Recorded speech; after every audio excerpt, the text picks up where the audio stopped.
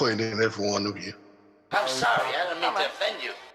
I'm disappointed in every one of you. I kiss you on the mouth. No, I'm not cool with that. Just, I'm sorry. One more time. I'm disappointed in every one of you. I mean, I'm dealing with degenerate animals. I'm disappointed in every one of you. Disappointed in every one of you. All right, come on. Honestly, I can't do it no more.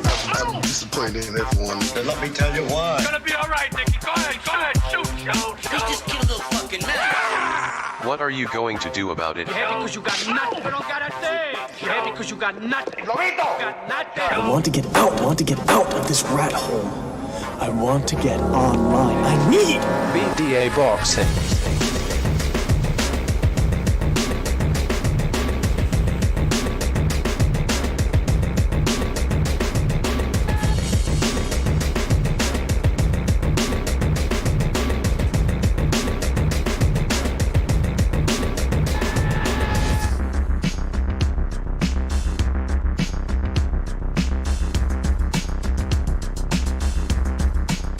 Alright, this is King Bucho. Welcome to BDA Boxing, the boxing debate arena.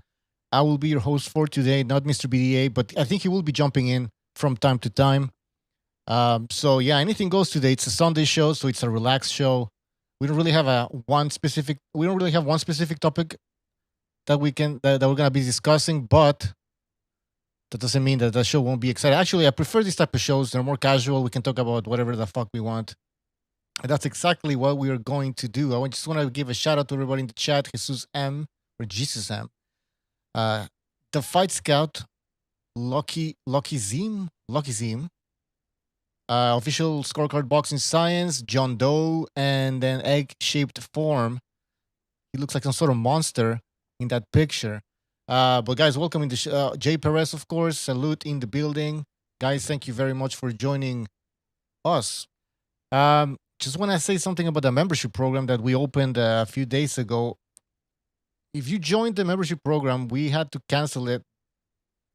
But, we didn't have to, we canceled that one, but we opened a new one. So your payments were refunded and you can rejoin the new one. Right now, actually, just joined it. And it's actually cheaper now. So it's even better. And we actually added some things and we changed we tweaked it a little bit. But it's still pretty much almost the same, just that it's cheaper. That's the most important thing for you guys. So you can join the membership program. There we go. Membership program. The three things that you'll get more than three things, but this is the big ones. BDA loyalty badges. Like Mr. BDA said, you can differentiate yourself from the peasantry by having your badge. Special emojis, of course.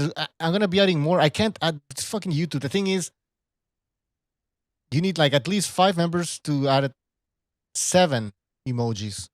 So last time we managed to add 7, but to add more than 7, we need even more members. So I don't know why they did that. It's pretty ridiculous.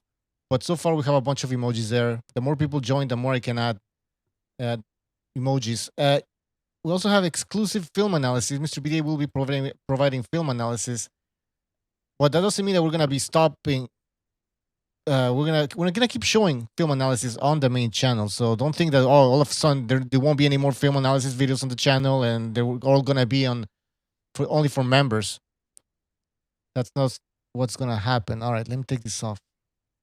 All right, that's basically it. If you wanna join the membership program, please do so. You're gonna be helping BDA become even better. Let's get down to business. Let's start talking about boxing. So I don't know what the fuck's happening with Canelo. Apparently he won't be fighting in September. He will be fighting in November. I saw an article saying that he's renegotiating with Caleb Plant.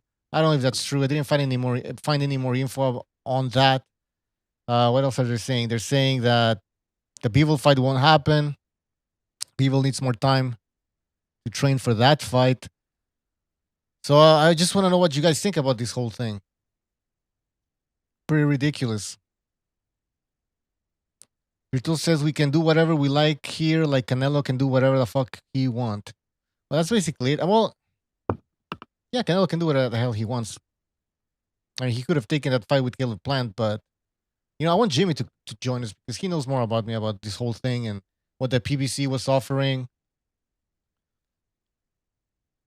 So yeah, I want to know what Jimmy has to say on that.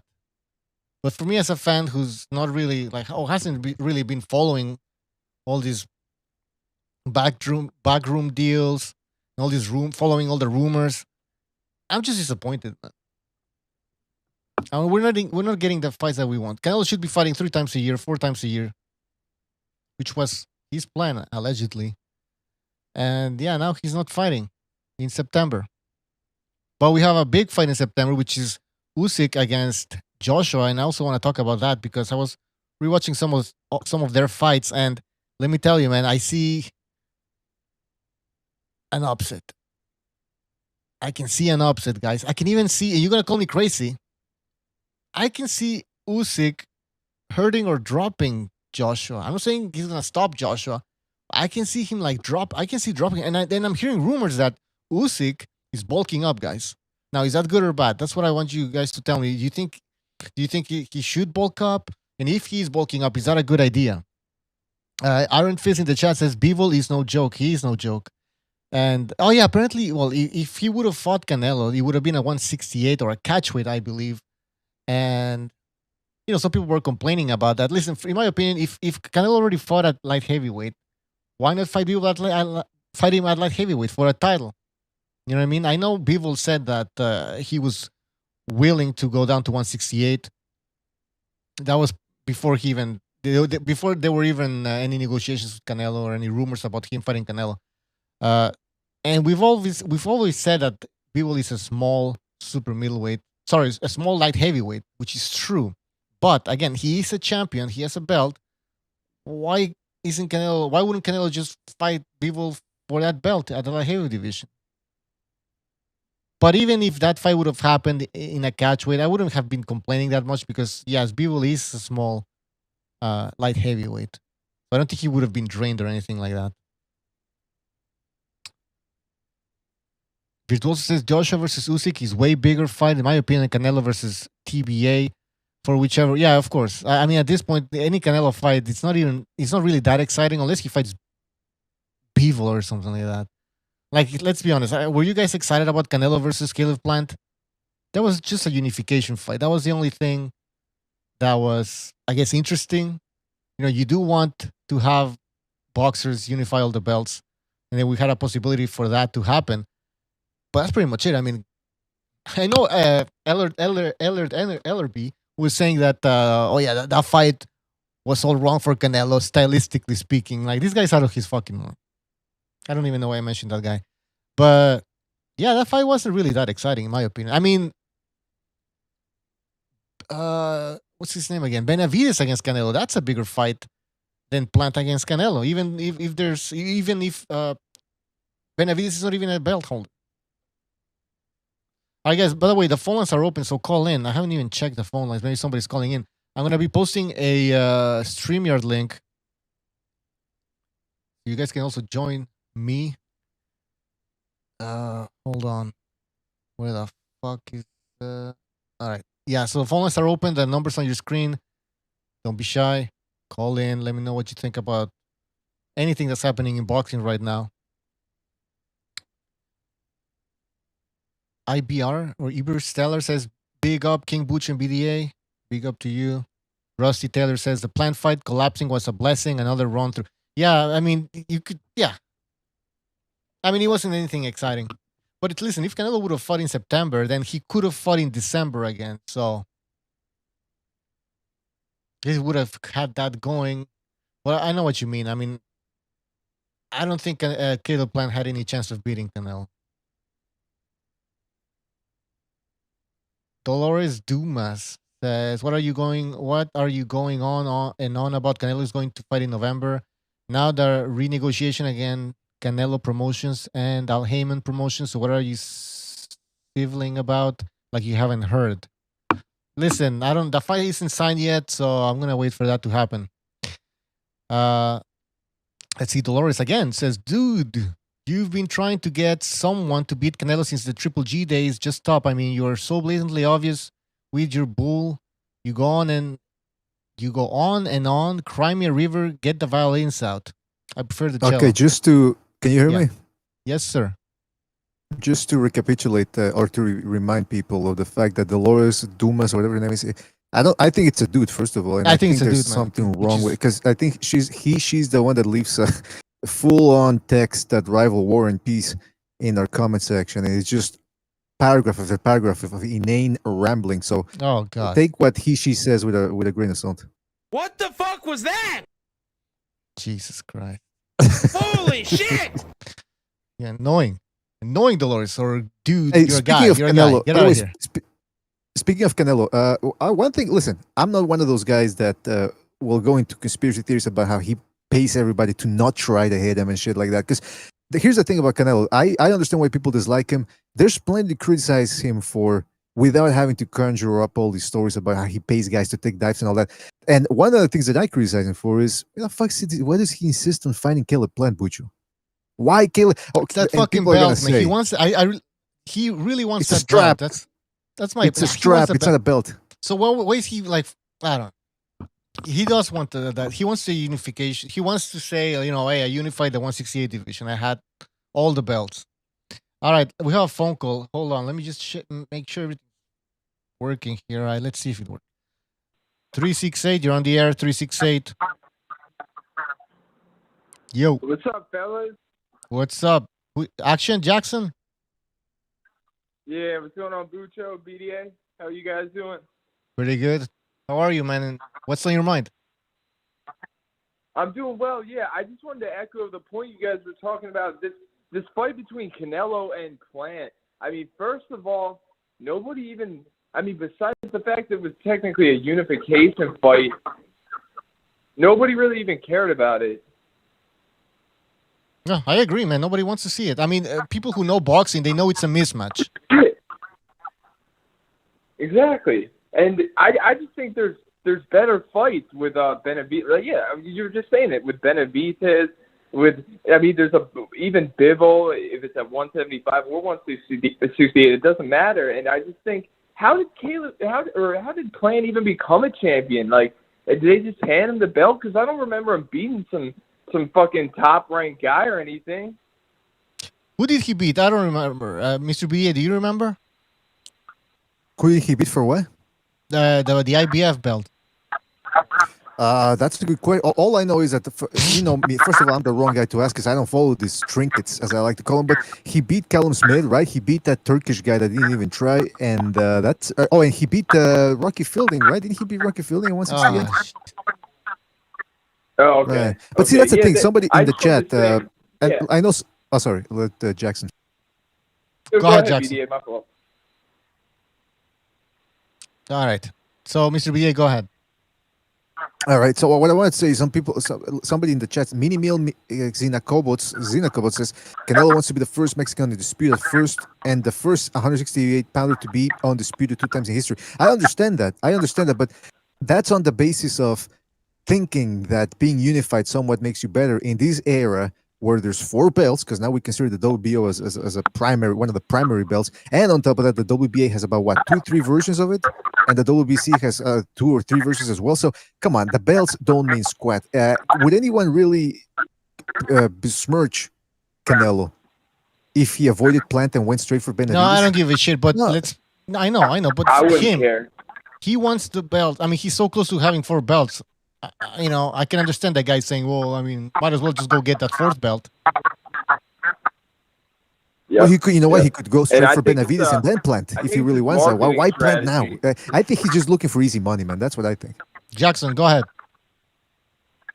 Yeah, sorry, my phone has a bad reception. This all I'll say. I think it's his marketing. It was his marketing strategy to go on because he never was the best at any weight class. And I don't want to sound like a Canelo hater. I'm just saying he never, was undisputed in any weight class. So finally, he's got a thing he can really market. Oh, I'm gonna fucking be the man at 168. So Plant can literally, he's in the position of power. So I don't see who else will fight, But I'll leave it at that and leave you guys up to talk about it. But good to talk to you guys. All right. Thanks for calling. All right. That was Action Jackson. Action yeah. Jackson's been taking some business classes in college, and I think he's right on the money here. from a business perspective, it might make sense for Canelo to want to fight Caleb Plant and just establish the easy money. But when it comes to boxing legacy, the guy's done a lot of good work in the past 3-4 years. It's not a good thing for him to insist on this Caleb Plant fight. And by the way, like I said prior to the Turk guy fight, what's his name again? Yildirim. Yildirim. If he fights Yildirim, yeah, if he gets hurt, he's laid out for a year or something. Now, of course, thankfully that didn't happen against Yildirim, and we saw the Billy Joe Saunders fight. But nevertheless, it's quite a risk to fight a guy like Caleb Plant because you never know what could happen in that fight. He hurts his hip, his pelvis or whatever, his hand, and that sidelines him for a couple of months. So why not go straight for Benavides? Yeah, he should go straight up for Benavides. That's he's one of those boxers that keep saying that he's doing this for the fans, and the fans blah blah blah. The fans want him to fight Benavides. The fans want him to maybe move up to 175. Few boxing fans want to see him fight Caleb Plant. Exactly. Well, you know what though, there is one demographic that's gonna give him crap no matter what. Like if he doesn't fight Caleb Plant, there is gonna be a contingent of fans saying, "Oh, he avoided Caleb Plant." But the knowledgeable boxing fans know that Caleb Plant is not a necessity. And by the way, being like I said before, because there's people in the chat that don't really get it. If you're in a division that's loaded with top talent and they have belts, in other words, it's the fighter that makes the belt, not the other way around. So if you got 3 weak fighters in front of you with belts, undisputed doesn't really mean that much. And if you really don't understand that, I don't know in how many other ways I can explain it to you. You need to get off your meds maybe and start paying attention. That's right. Get off the fucking meds, guys. No, but seriously, okay, Dolores, the guy is still talking shit here. Well, Dolores is going to keep typing away no matter what. So you just... and by the way, Dolores, for those that don't know, Dolor in Spanish means pain, and it's quite painful to read all the paragraphs that Dolorcita is trying to write every minute, every second. Every second. By the way, Iceman says, David Babayaga Benavides. What do you think, Bucho? Is Benavides the boogeyman? Based on what you've seen, do you think he could pull something off, or do you think there might be something missing there? Well, maybe he's a boogeyman within that PBC. I mean... I don't know. Why hasn't he fought Caleb Plant? They're both with the PBC. That's an easy fight to make. We can also let's start. Also, we can talk about the PBC today. Oh, you wanna? Can I say that about? Because I mean, the fights last night.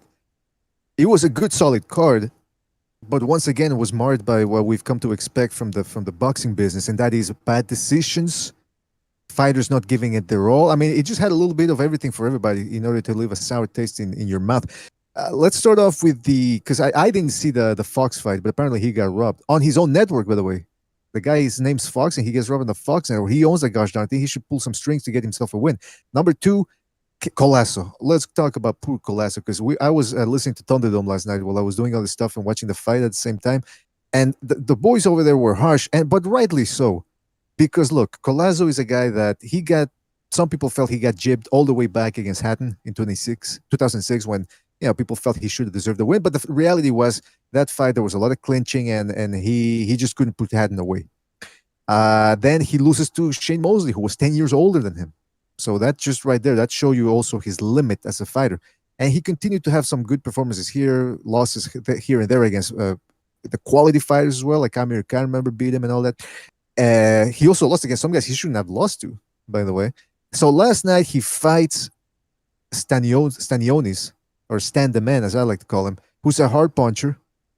But really, other than that, it's just I don't think this Stanionis guy is going to go that far, by the way. I think he's a good puncher, he's a good pressure fighter, but he's like a Kavaluskas 2.0.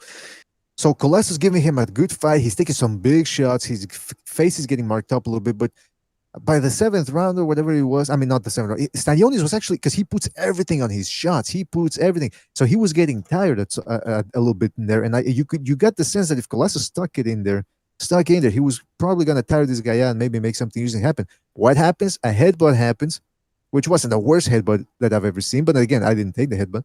A little cut comes in, and whoopsie daisy, Colasso quits. Yes, he quit. And look, we always have this discussion about whether we were allowed to call fighters quitters, but I mentioned this in the Anthony Joshua video about whether he quit against Luis or not. When a guy He's paid a lot of money to step in there, and he's not being forced to step in there, by the way. Yes, I know it takes courage to step between those ropes and into the ring, but there's also a standard that we need to keep. And Colasso, it's the third time now that he's wilted and capitulated after a headbutt. And not for nothing, but Thunderdome really hit the nail on the head when he talked about the overacting from Colasso. There's overacting. One thing is, when you get hit with a headbutt, you grimace. Now, this guy, he gets on his knees. He starts hanging from the ropes. He falls to the floor, starts rolling. I mean, it's overacting, Bucho. You know what I mean? It's like, when you lie and you say, you know what, let me lay it on thick a little bit to really try to sell. That's what he was doing, Colasso was. And so, what is he doing? Like, and you know what? He knows that the PBC will fucking having another fight. So, oh shit, this is fucking loud. Wait, what happened? Yeah, because this is like somebody becomes a member. I want to thank Norman Lewis and GB Guthrie for joining the membership program. Thank you very much. Thank you for helping BDA Welcome Boxing. aboard. Yeah. Welcome aboard, guys. Yeah. That's the other thing. You asked the question whether the I actually will like have that like- alert sound. Reminds What me was of that? something great that I used to watch. Oh yeah, the good old days.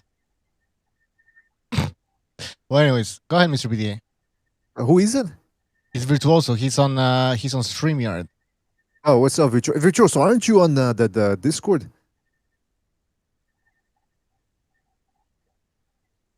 Oh, he can't hear you. Holy shit! Hold on, that's impossible. Hey, Butcher, that's why- Virtuoso, can you hear Mr. BDA? Hello, Virtuoso. Oh, okay. Okay, now he can hear you. I was fucking muted. Yeah, man, right, I This was streamer wondering. thing is, Yeah. All right, everything's fine. Go ahead. Yeah, man, I just jumped on to the StreamYard. Okay, welcome to the show. He's on StreamYard. Yeah, Hey, hold yeah, on, yeah. Virtuoso. You just give me a second. I'm gonna take this phone call because it's a long distance call. I don't know Oh, who's it's cheap. What's up? What's up, guys? Yeah, what's on your mind? Hello? Yeah, can you hear us? Not much. Just you guys caught me by surprise. It was an early show. It's awesome. Michael. Yeah, go ahead, man. Yeah, early show, man. What's the topic? Well, anything you want, This man. We're doesn't talking cost me money, man. Trust me. What do you want to talk about? Anything I want. The Canelo fight. I was hoping he would fight Bivol. If that's what you guys are talking about. You want him to fight Bivol? Okay, yeah. Sorry, man. I was thinking Yes, Killer Plant. I think Bivol has a good jab, and the jab is what you need with him. Mm-hmm. Good fight. He did what he did to Smith, a guy with a longer reach, and still got to him. I think he could do it. Maybe. Who knows? Okay, Michael, did you have an issue with the fight possibly taking place at a catchweight? I don't know. People keep talking about that. He says he doesn't have a problem. He can do it, no problem. But I know Canelo. I know he's 5'7" in a few quarters, but he can make 175 easy. I mean, come on. Look at him when he fought Kovalev. The dude looked huge. He can make it. That's what I was saying. I mean, if he did it for Kovalev, why not for Bivol? And anyways, Bivol is not even that big of a light heavyweight, so it wouldn't be much of a difference. Yeah, exactly. Right, exactly. I mean, the Golovkin one fight, everybody said he didn't look as big as the second. I disagree. If he was tall, that would be like 200 pounds, but the dude was jacked that night. So I don't know, but I think Bivol, not better BF. I think he could do it. He's a little green, but he could do it. If he doesn't fight Bivol in November, who would you like Canelo to fight? Triple G 10 years ago. If they were both 31 at the same time. That's about it. So that's not happening. Thing. What about Benavides? I don't think Benavides could do anything to him. You need an iron chin. You need the attributes Triple G had, and possibly the speed that Bivol has. I mean, Triple G aged the opposite of whatever fine wine would be. I mean, all right. I don't think he would have knocked him out even if he did fight him in 2013. But I think he sure as hell would have won on points. Yeah. A lot clear, anyway. Well, we can talk about what would have happened, could have happened. I mean, the fact is, Yeah, I know. yeah, we have a Golovkin that's way past his prime, in my opinion. He's more interested in fighting Murata. No, and I'm not a Golovkin head. I'm fair. I'm fair because I know he lost Derevyanchenko, and I don't have a problem with that. I just don't like it when people, vice versa, whether they get the nod and they shouldn't, or you know what I'm saying. I'm not the type of person who just I just want him to win for winning. Yeah, I sake. agree. Anything else, Michael? Nah, I'll continue to listen to the show. All right, call back in if you want, man. Enjoy the afternoon. All right, take care, man. All right, brother. Take it easy, guys. Oh, that was Michael Poe, big PDA loyal member. So yeah, let's go back to Virtuoso then. Virtuoso, what's up? What's on your mind? Well, I just want to talk briefly about the Canelo being rescheduled. Yep. I don't think this fight is really all that interesting, and I'll echo what people have been saying that it's a mismatch. So, to be honest, I'm not impressed with Canelo on undisputed quest in 168. I thought it was very underwhelming because the competition it was lax. Okay. So what do you think is gonna happen now? He's gonna do what he does. I feel like he always gets what he wants. So if he'll get planned, he'll get planned. If it's Bivol, it's Bivol. It's whatever at this point. Well, he can't get planned for some reason. Like he tried to get. I mean, planned. they're looking at renegotiating, and planned is. I don't think he's that stupid to turn down a career high payday. Yeah. Yeah. Well, yeah, but they are renegotiating. So I mean, who's initiated that second negotiation? That's a big question, right? If he was Caleb's camp, his camp, he was a PBC man, then maybe there's something that's gonna happen. Yeah, good point. Yeah. All right, people call in. The phone lines are open. Numbers on your screen. Don't be shy. And I'm gonna be also posting a StreamYard link. There you go, in the chat. Don't forget to hit the like button as well. All right, let's go to some comments in the chat here. Grievous says Bivol's reign will end soon. Grievous, let us know if you're talking about. Well, let us know who is going to end his reign. Walter Morrison in the chat says Benavides has similar intangibles to Triple G. All right, which intangibles are those? Well, you know what the thing about Benavides is he has a similar style to Canelo in that he puts his hands up. He's willing to take the shots and deflect them with his gloves, and then he'll come in with a flurry of shots, like 2-3 shots here and there, and hurtful shots, and he goes to the body very well. And that the difference between Canelo and Benavides is obviously the dimensions, but also Canelo has better defense, I would say, better head movement, whereas Benavides actually displays a better jab. He's so much taller than most of these guys, and he has a good up jab that he can keep. So that's the thing. When Canelo fought Triple G, all things considered equal, both guys were having a hard time landing their power shots on each other. But it was Golovkin's jab that I believe made the difference, as he was, especially in the second fight as well, where he was spearing Canelo with jab. So in those lulls where those periods where Canelo takes breaks, that's when Triple G capitalized and kept Canelo busy with those jabs, and I think that could potentially be something Benavides could do with that jab. But here's the other thing that I want to say. What's that? If he comes in shape. If he comes in shape. But the thing I dislike about Benavides is he's never really fought a big puncher. Ronald Gavril, despite what his record says, he's not a puncher. And you could see the way Benavides was just standing there in front of him, just letting him whack him and deflecting shots. Durrell was somewhat of a puncher, and you saw Durrell fighting in a more cautious manner until he turned it up then later on. But other than that, I don't know if he could stand in front of Canelo and let him tee off on his elbows and body. But that would be a very intriguing fight. Is the 168 division missing big punchers? Yeah. I'm trying to think of a big By the way, puncher. I'm gonna go jump off because I think I see myself echo. All right, I'll man. be right back.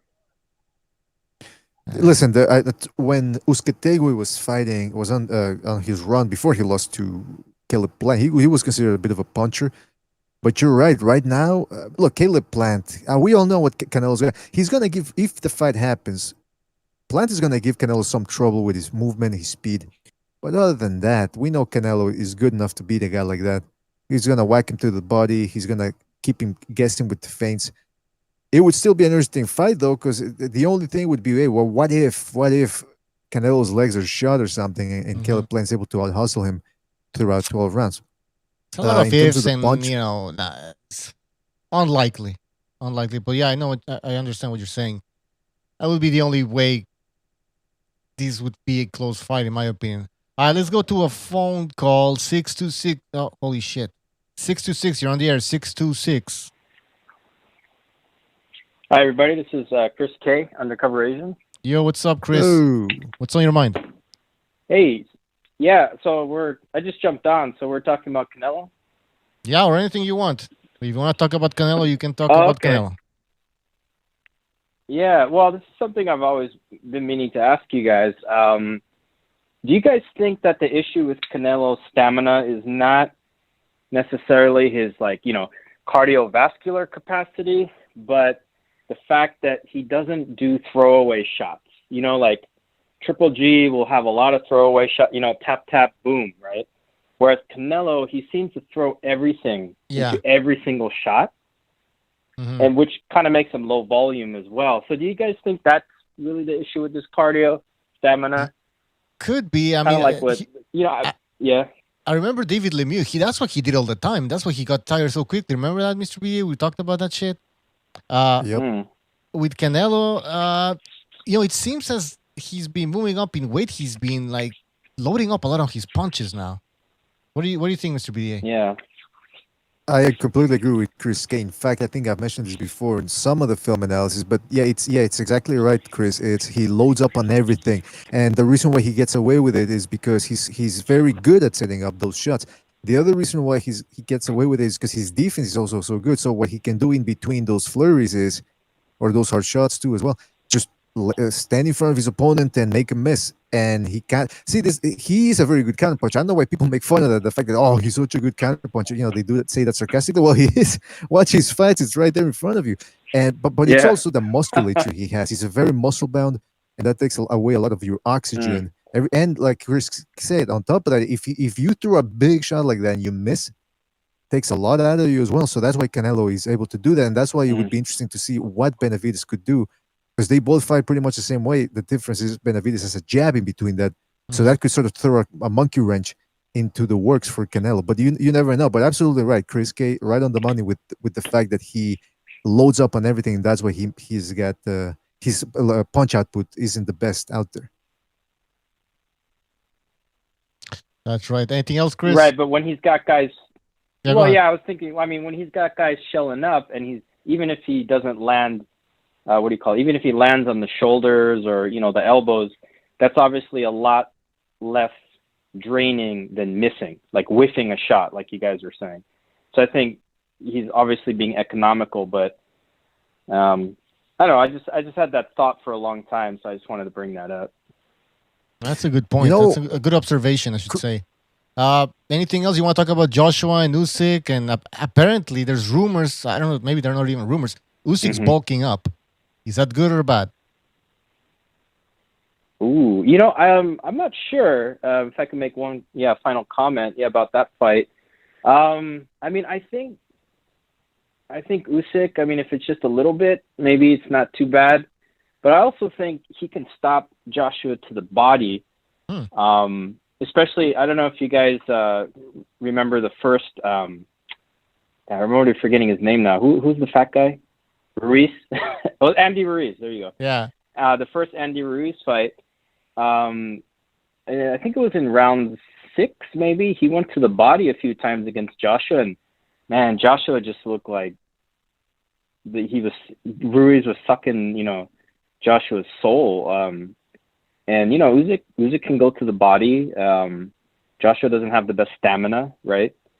So I don't know. I mean, I feel like it's not necessarily that Usyk needs to be a powerhouse, like a huge power puncher. I think if he can just chip away at the body, he can maybe get an attritional stoppage. You know what I'm saying?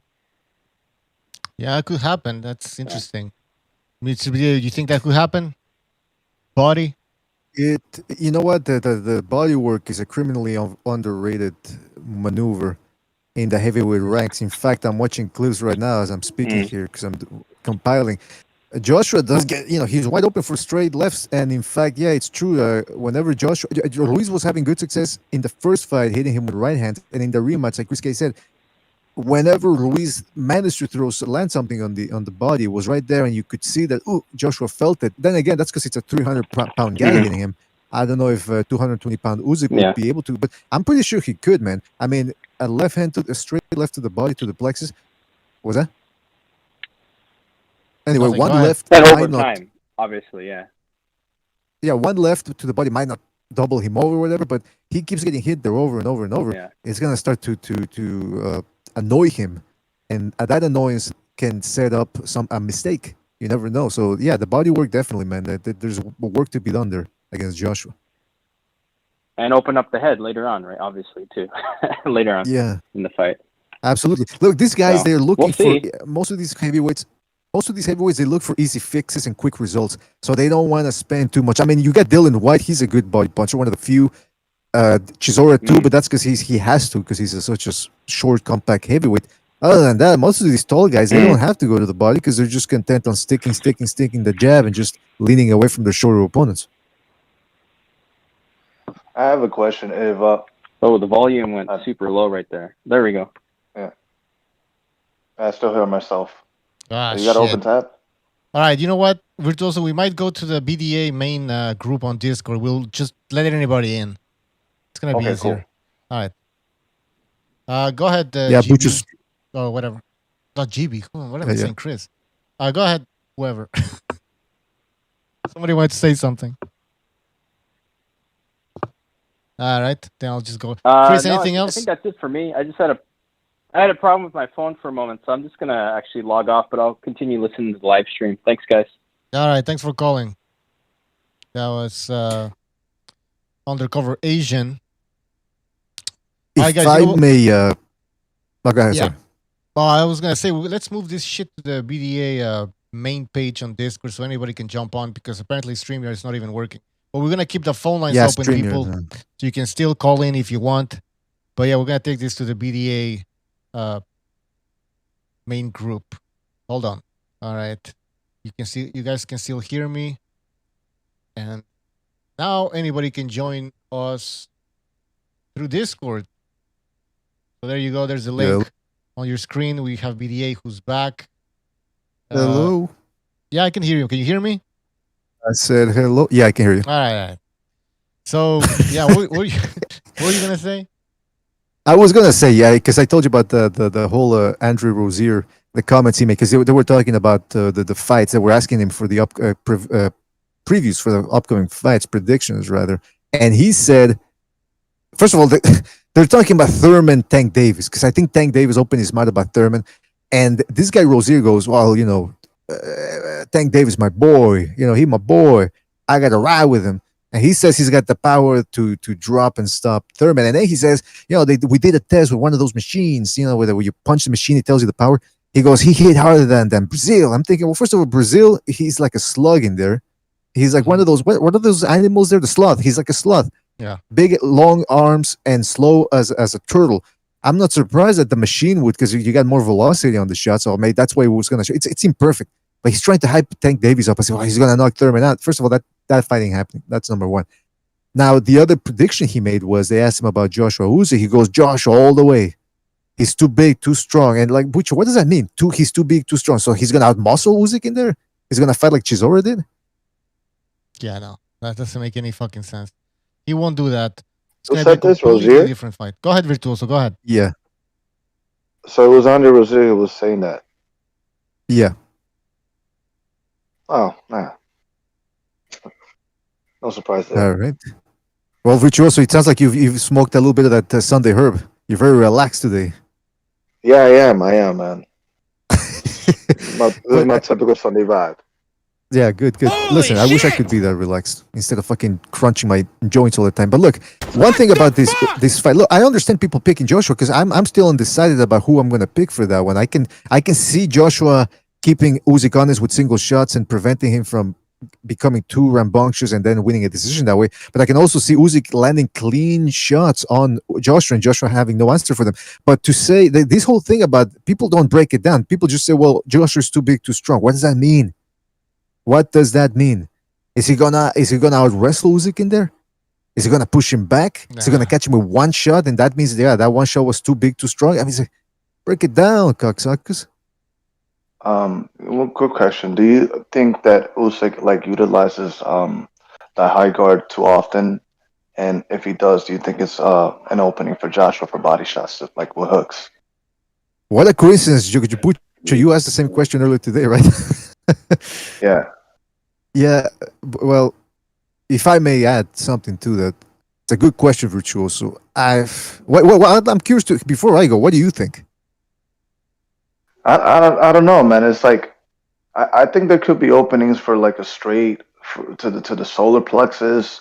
Like there's no shame in trying to try to knock the guard of Usyk, like trying to because I haven't seen him get hit with a puncher like a real technical skill puncher as Joshua is. I mean, don't get me wrong. Chisora, he does his due diligence, to the body, but um, his last two opponents, I guess, were not really much of a threat as far as punching prowess. So he's never been hit by Joshua. So I'm just curious to know how he's gonna react to certain punches. Yeah. If it hits him in the elbow, if he hits the rib cage, who knows?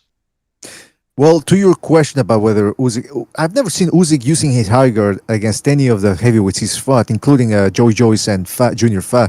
He's not that type of guy. When he fights at cruiserweight he could do that, but at heavyweight he hasn't done it, and I really don't think that he's going to do the same thing against Joshua. I don't think he's going to stand in front of Joshua, put his hands up, and fight like Winky Wright. That's just not going to happen. Well, maybe listen. Look, to be more precise, if it does happen, it's probably going to happen if he feels comfortable after a few rounds and feels that Joshua's power is not to be respected or he can handle it with his high guard. But no, I don't think he's going to start off with his high guard. That's the other thing, though. People just brush the Joyce fight aside. Well, it was 8 years ago.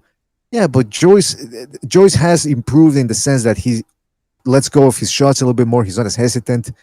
He doubles up on that jab, but he's still there to be hit, man.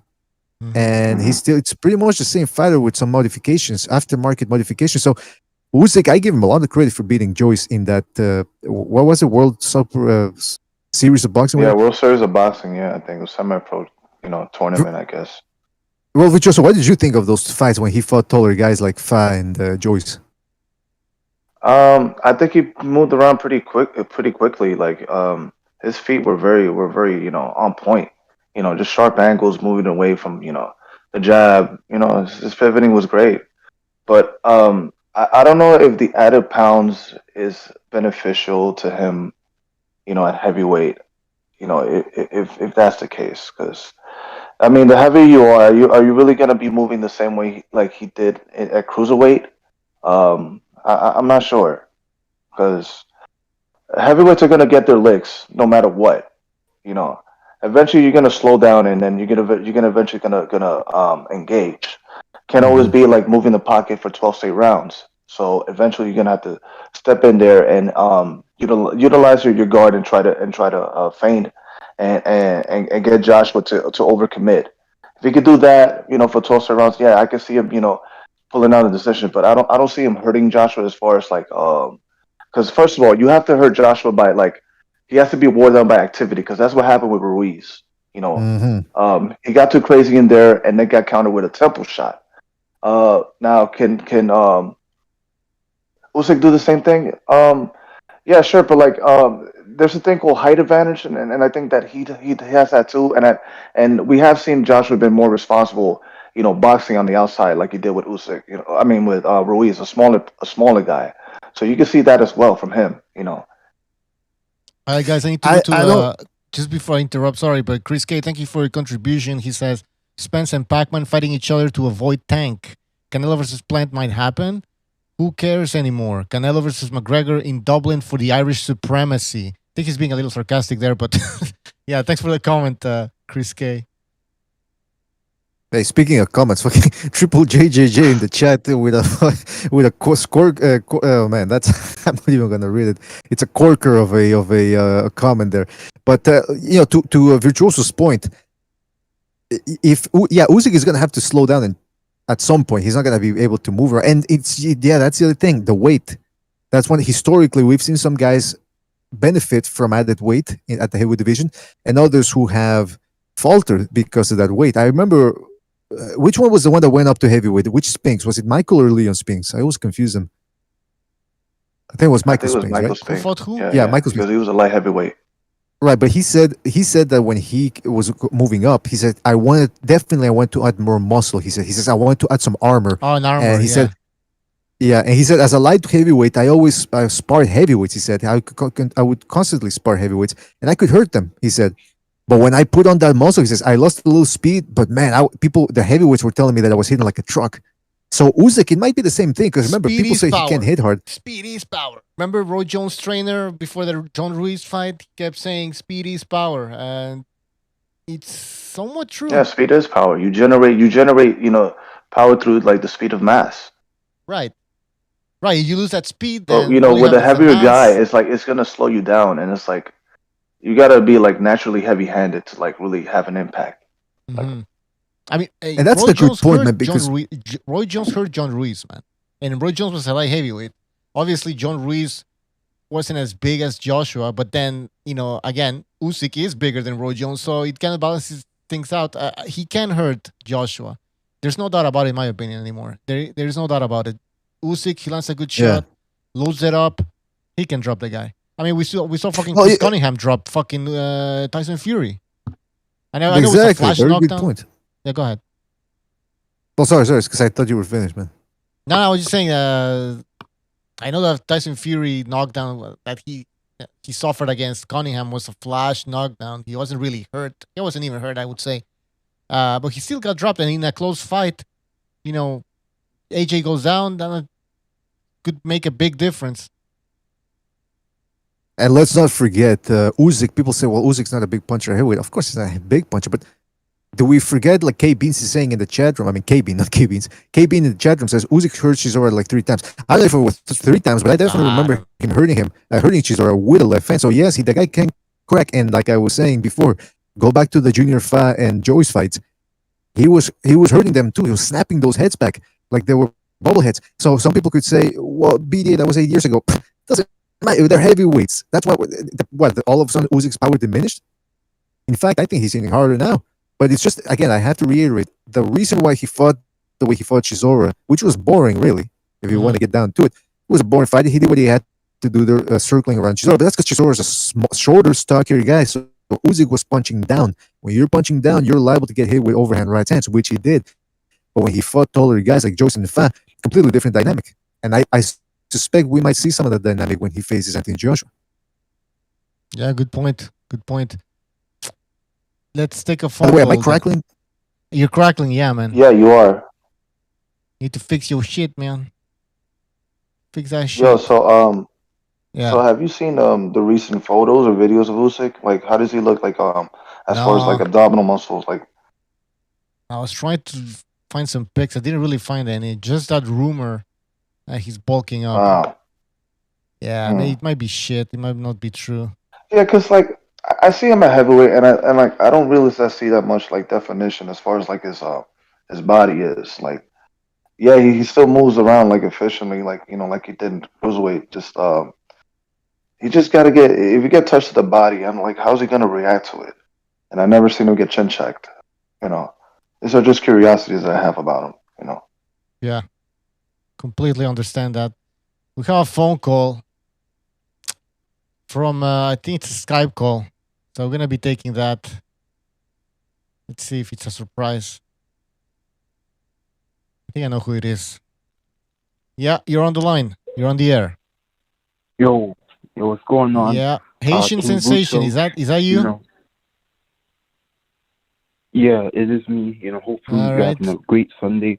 Hopefully, coming off of church, and course. stuff like that. But anyway, my own concern with AJ is how is he gonna adapt to being with a new trainer? Obviously we know Rob McCracken. He trains amateurs and stuff like that. So I'm thinking about that. How is AJ gonna adapt to a new trainer? But seeing AJ and seeing how he did in the Ruiz 2 fight, he looks like he has a mindset which is very dangerous, where he can adapt to anything.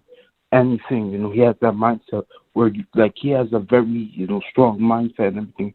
But Usyk, like BJ was saying, man, his size, man, it might be his downfall. Bulking up like that, especially for a fight like this, we might not see. Usyk has a lot of stamina, but we might not see that Usyk that we see a lot, with all that stamina and everything. So that's what I'm thinking about. I think it's gonna be a great fight. See what everything. I know a lot of people may hate on AJ. A lot of people saying, "Oh, AJ has no chance," this and that. But mark my words, I got AJ knockout. But I think it's gonna be more of a late knockout. I think Usyk is he's gonna really look good in the beginning, but I think AJ will start to kind of figure Usyk out. Before Haitian sensation dropped up, and then Haitian sensation. Sorry to interrupt you, because I know sometimes you hang up real quickly, but I wanted to ask you before you do that. By the way, am I still crackling, or Yeah, you're crackling. am I coming in? Okay. Crackling. Fuck. All right, just ask Haitian sensation if this is a fight between Christianity and Islam. Is this a fight between Christianity and Islam?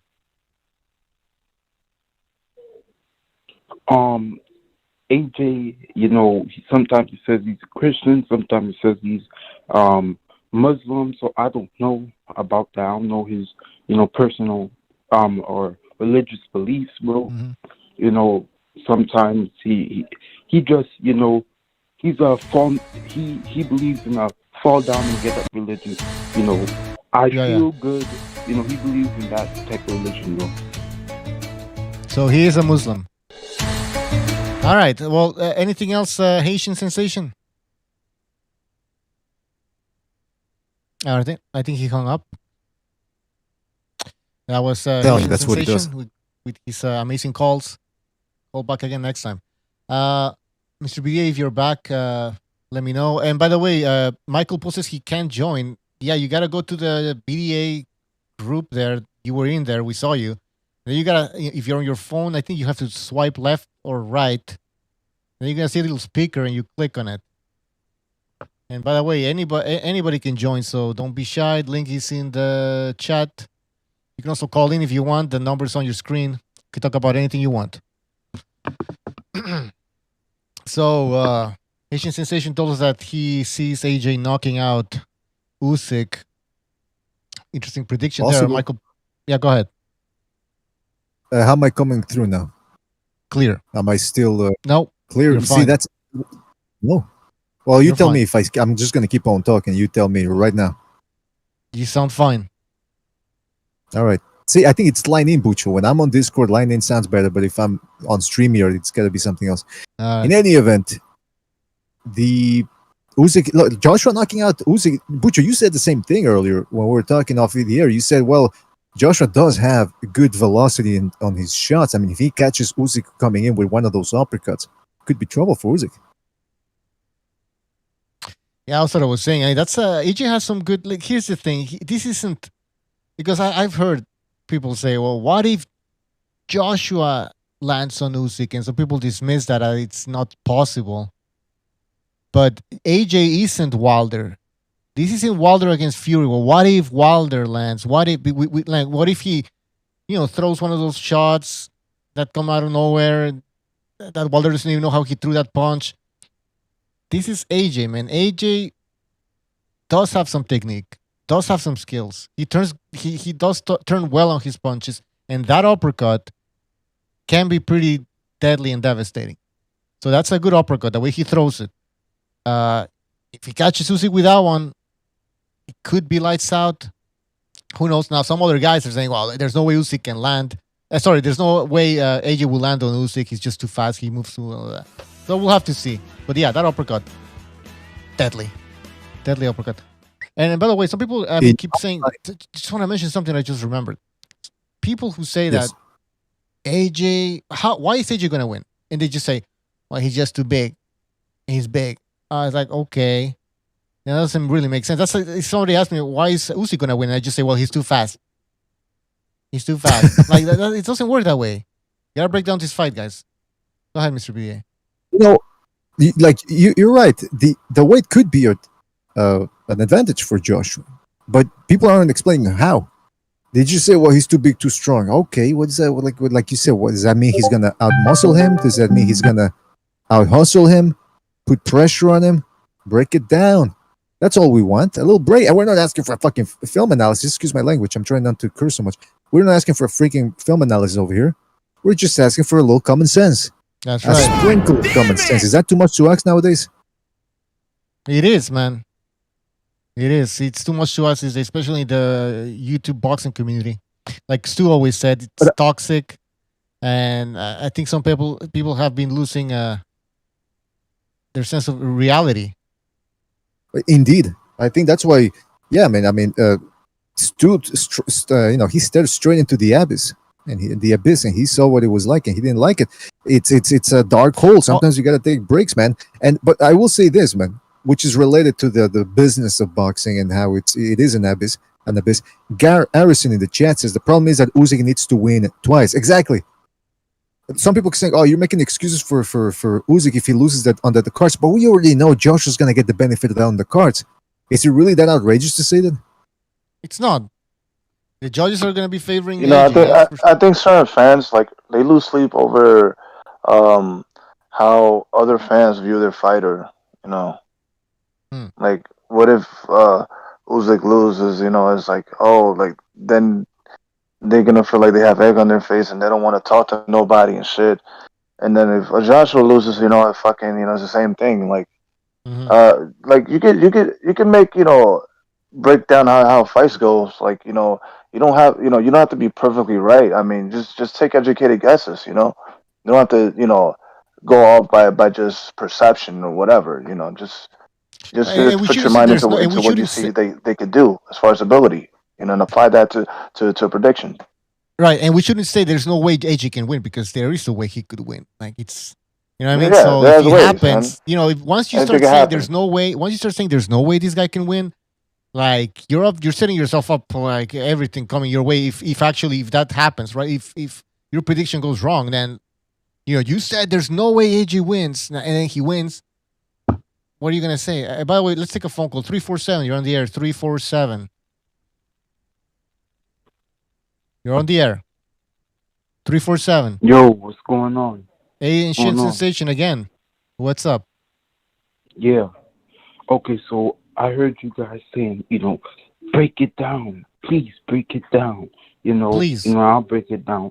Because I haven't saw a lot of people who are AJ fans and think AJ's gonna win. Break it down, so I'll break it down for you. So Usyk, he's faster. I'll give him that. He's faster. He's more he's more athletic than AJ, etc., etc. But I think, AJ, listen, Usyk has not had tests at heavyweight to get ready for AJ. That's a fact. Chisora, not a test for AJ. They fight nothing alike. Witherspoon, come on, get out of here. Get out of here. So what I think, is going to start off, I think Usyk, he's really going to start off fast and everything, but I think his weight is going to catch up to him in the fight, and I think he's going to start slowing down. I think AJ, he's going to pick up the pace. But what AJ has to do, he needs to be patient. Really do not just come forward on Usyk like that because I think, like you said, I think Usyk he might not be the biggest puncher, but Usyk he does have power where he can keep you honest. So I think AJ he needs to be really patient. Really make his punches count though. When he throws and make him count. Every punch counts. Do not pitter pat with his shots. Make him count. Really, try to bait. All right, sorry to cut you off. Sorry to cut you off. If AJ is patient as you say he should be, is that a good idea, or would he be losing rounds? Should he not? I understand. But listen, bro. Usyk is he's very he can calculate you very good. So I think not too patient. I'm not saying just stand there and throw his jab. No, that's not what I'm saying.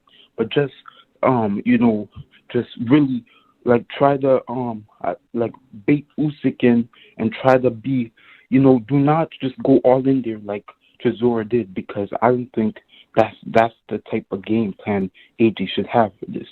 But I think AJ, when he throws, do not just throw one. I think just throw combinations when you're throwing. And Usyk wants to brawl it out, and Usyk really wants to play your game, which I doubt Usyk will. But if Usyk does that, really just start bringing on. He's not gonna do that. You know that.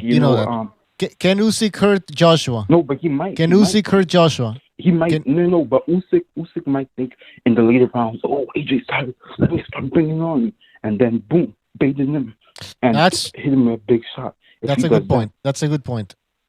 Just one last question: can Usyk hurt Anthony Joshua? Can Usyk hurt Anthony Joshua? Yes. That's a good question, and I think he might be able to. A lot of people underrate Usyk's power. Excuse me. A lot of people underrate, Usyk's power. I think Usyk he has that power.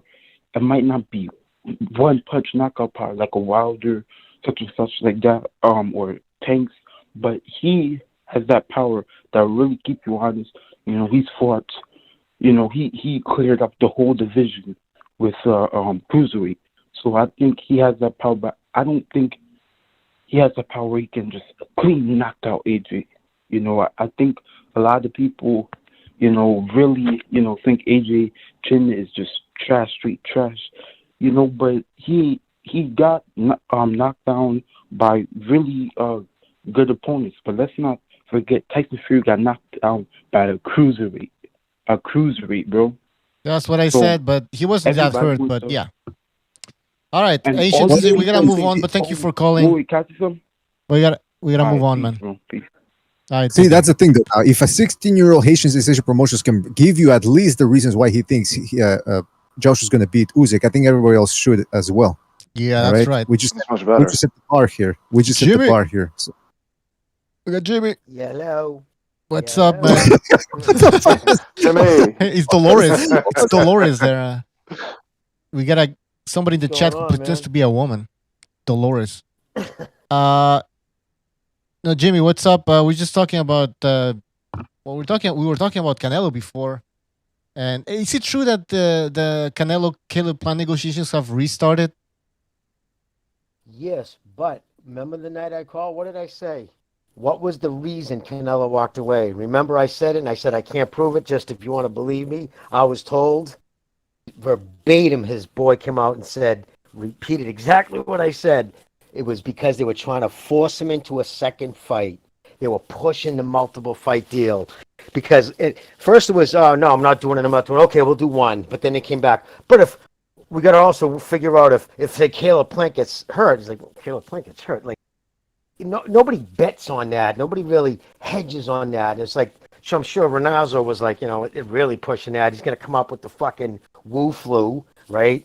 You know what I mean? And they're going to put fucking not Benavidez, of course not, because that's the thing too, right? Well, I'll mention that in a second. No, they would have put in Durrell, because it doesn't matter. God. Whatever warm body they put in there, they only wanted Canelo on Fox paper. Remember, I know that, while the fans are going berserk for this third fight, that second fight, even though it sold more pay-per-views than, most PBC shows, it still didn't make money. Both sides, from Fox admitted to that, and Bob Arum, both of them admitted Billy broke even. First fight lost money. So it's fucking, you know what I mean? Yeah, no, they were trying to pigeonhole them into two things. And that's why Renazzo just come out and said, listen, I just want to reiterate, the money was right. We're just not going, we're free agents. We are not getting tied down to multiple fights. I knew that was it because it was common sense, too. If both parties agreed on the money, that's it. What other reason would it be other than, and it wasn't, because it was established she was fighting on Fox. There was no way Uncle Al was letting him leave ISO Island.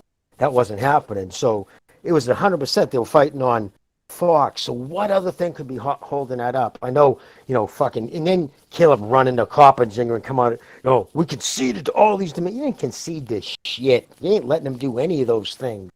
Those are his terms. It was either agree to him or fuck off. And then Al hedged his bets. He tried and he fucked around. But Bovell and Bivell, so it was only 6 weeks away. So yeah, and I'll tell you what. Now this is just my theory because everybody's gonna think, I'm not no Canelo kisser. He absolutely didn't want that Bivell fight. Think about being Canelo going, okay, 40 million for a plant who's gonna fucking try to fucking Muhammad Ali me until I fucking put his lights the fuck out, or this kid who's probably got the best feet in boxing, who was fucking really good, a lot bigger, a lot stronger than Plant, and just it was. And for how much? He's all bad for you, kid. He's all bad for you. So that was more fucking Canelo's people saying, "Do we really want?" Bivell. Okay, but so why? So he's renegotiating with Caleb Plant, but that would be for a fight in November, or November September? now. Yep, November. It's put off till November. Because now it's 6 weeks. You know what I mean? By the time they're going to renegotiate, so to that date it's going to even be less than 6 weeks. You know what I mean? So it does suck though. It's been put off. So how is? But that's the reason why they're revisiting it. I'm telling you right now, Canelo doesn't. Think about it. Would you want to go from fucking a guaranteed, win? There's not a chance in. Yeah, I don't it's give easy money. Snowball's chance in hell. Easy right? money. So easy money. Easy money. Yep. And do I think Usyk has the power to knock out Joshua? Absolutely. He's a professional boxer, over 2 pounds. If he plants his feet, sends a shot over, he can knock out anybody. Anybody can get knocked out if it's just right on the button. And that's the thing that people don't realize. It's not even, if you catch somebody right, I don't give a fuck who you are. Just a handful of dudes who can catch one right on the buttons and knock her out. You know what I mean? Just a handful. Marvin Hagler. My boy Mickey, he could take a shot in the chin. He wouldn't go out. But there's not many guys who can do that. And Joshua already proved. If Andy Ruiz can knock him out with the shot he caught him with, you gonna tell me that Usyk hasn't hit that hard? Of course he. It's just, will Joshua allow him make the mistake? Will he be able to capitalize on the mistake?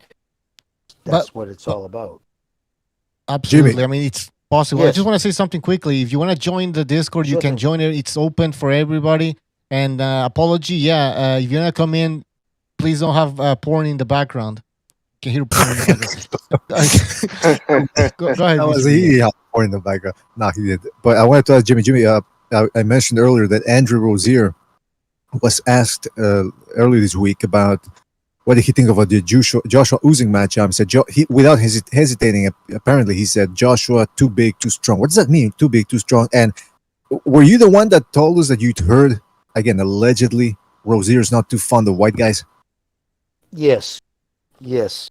I was told that by multiple people. Plus, I made my own fucking opinion just by the things he's come out and said. You look at his tweets, the shit he said in the past, and other things been said about him. New York to Boston isn't that far in the boxing.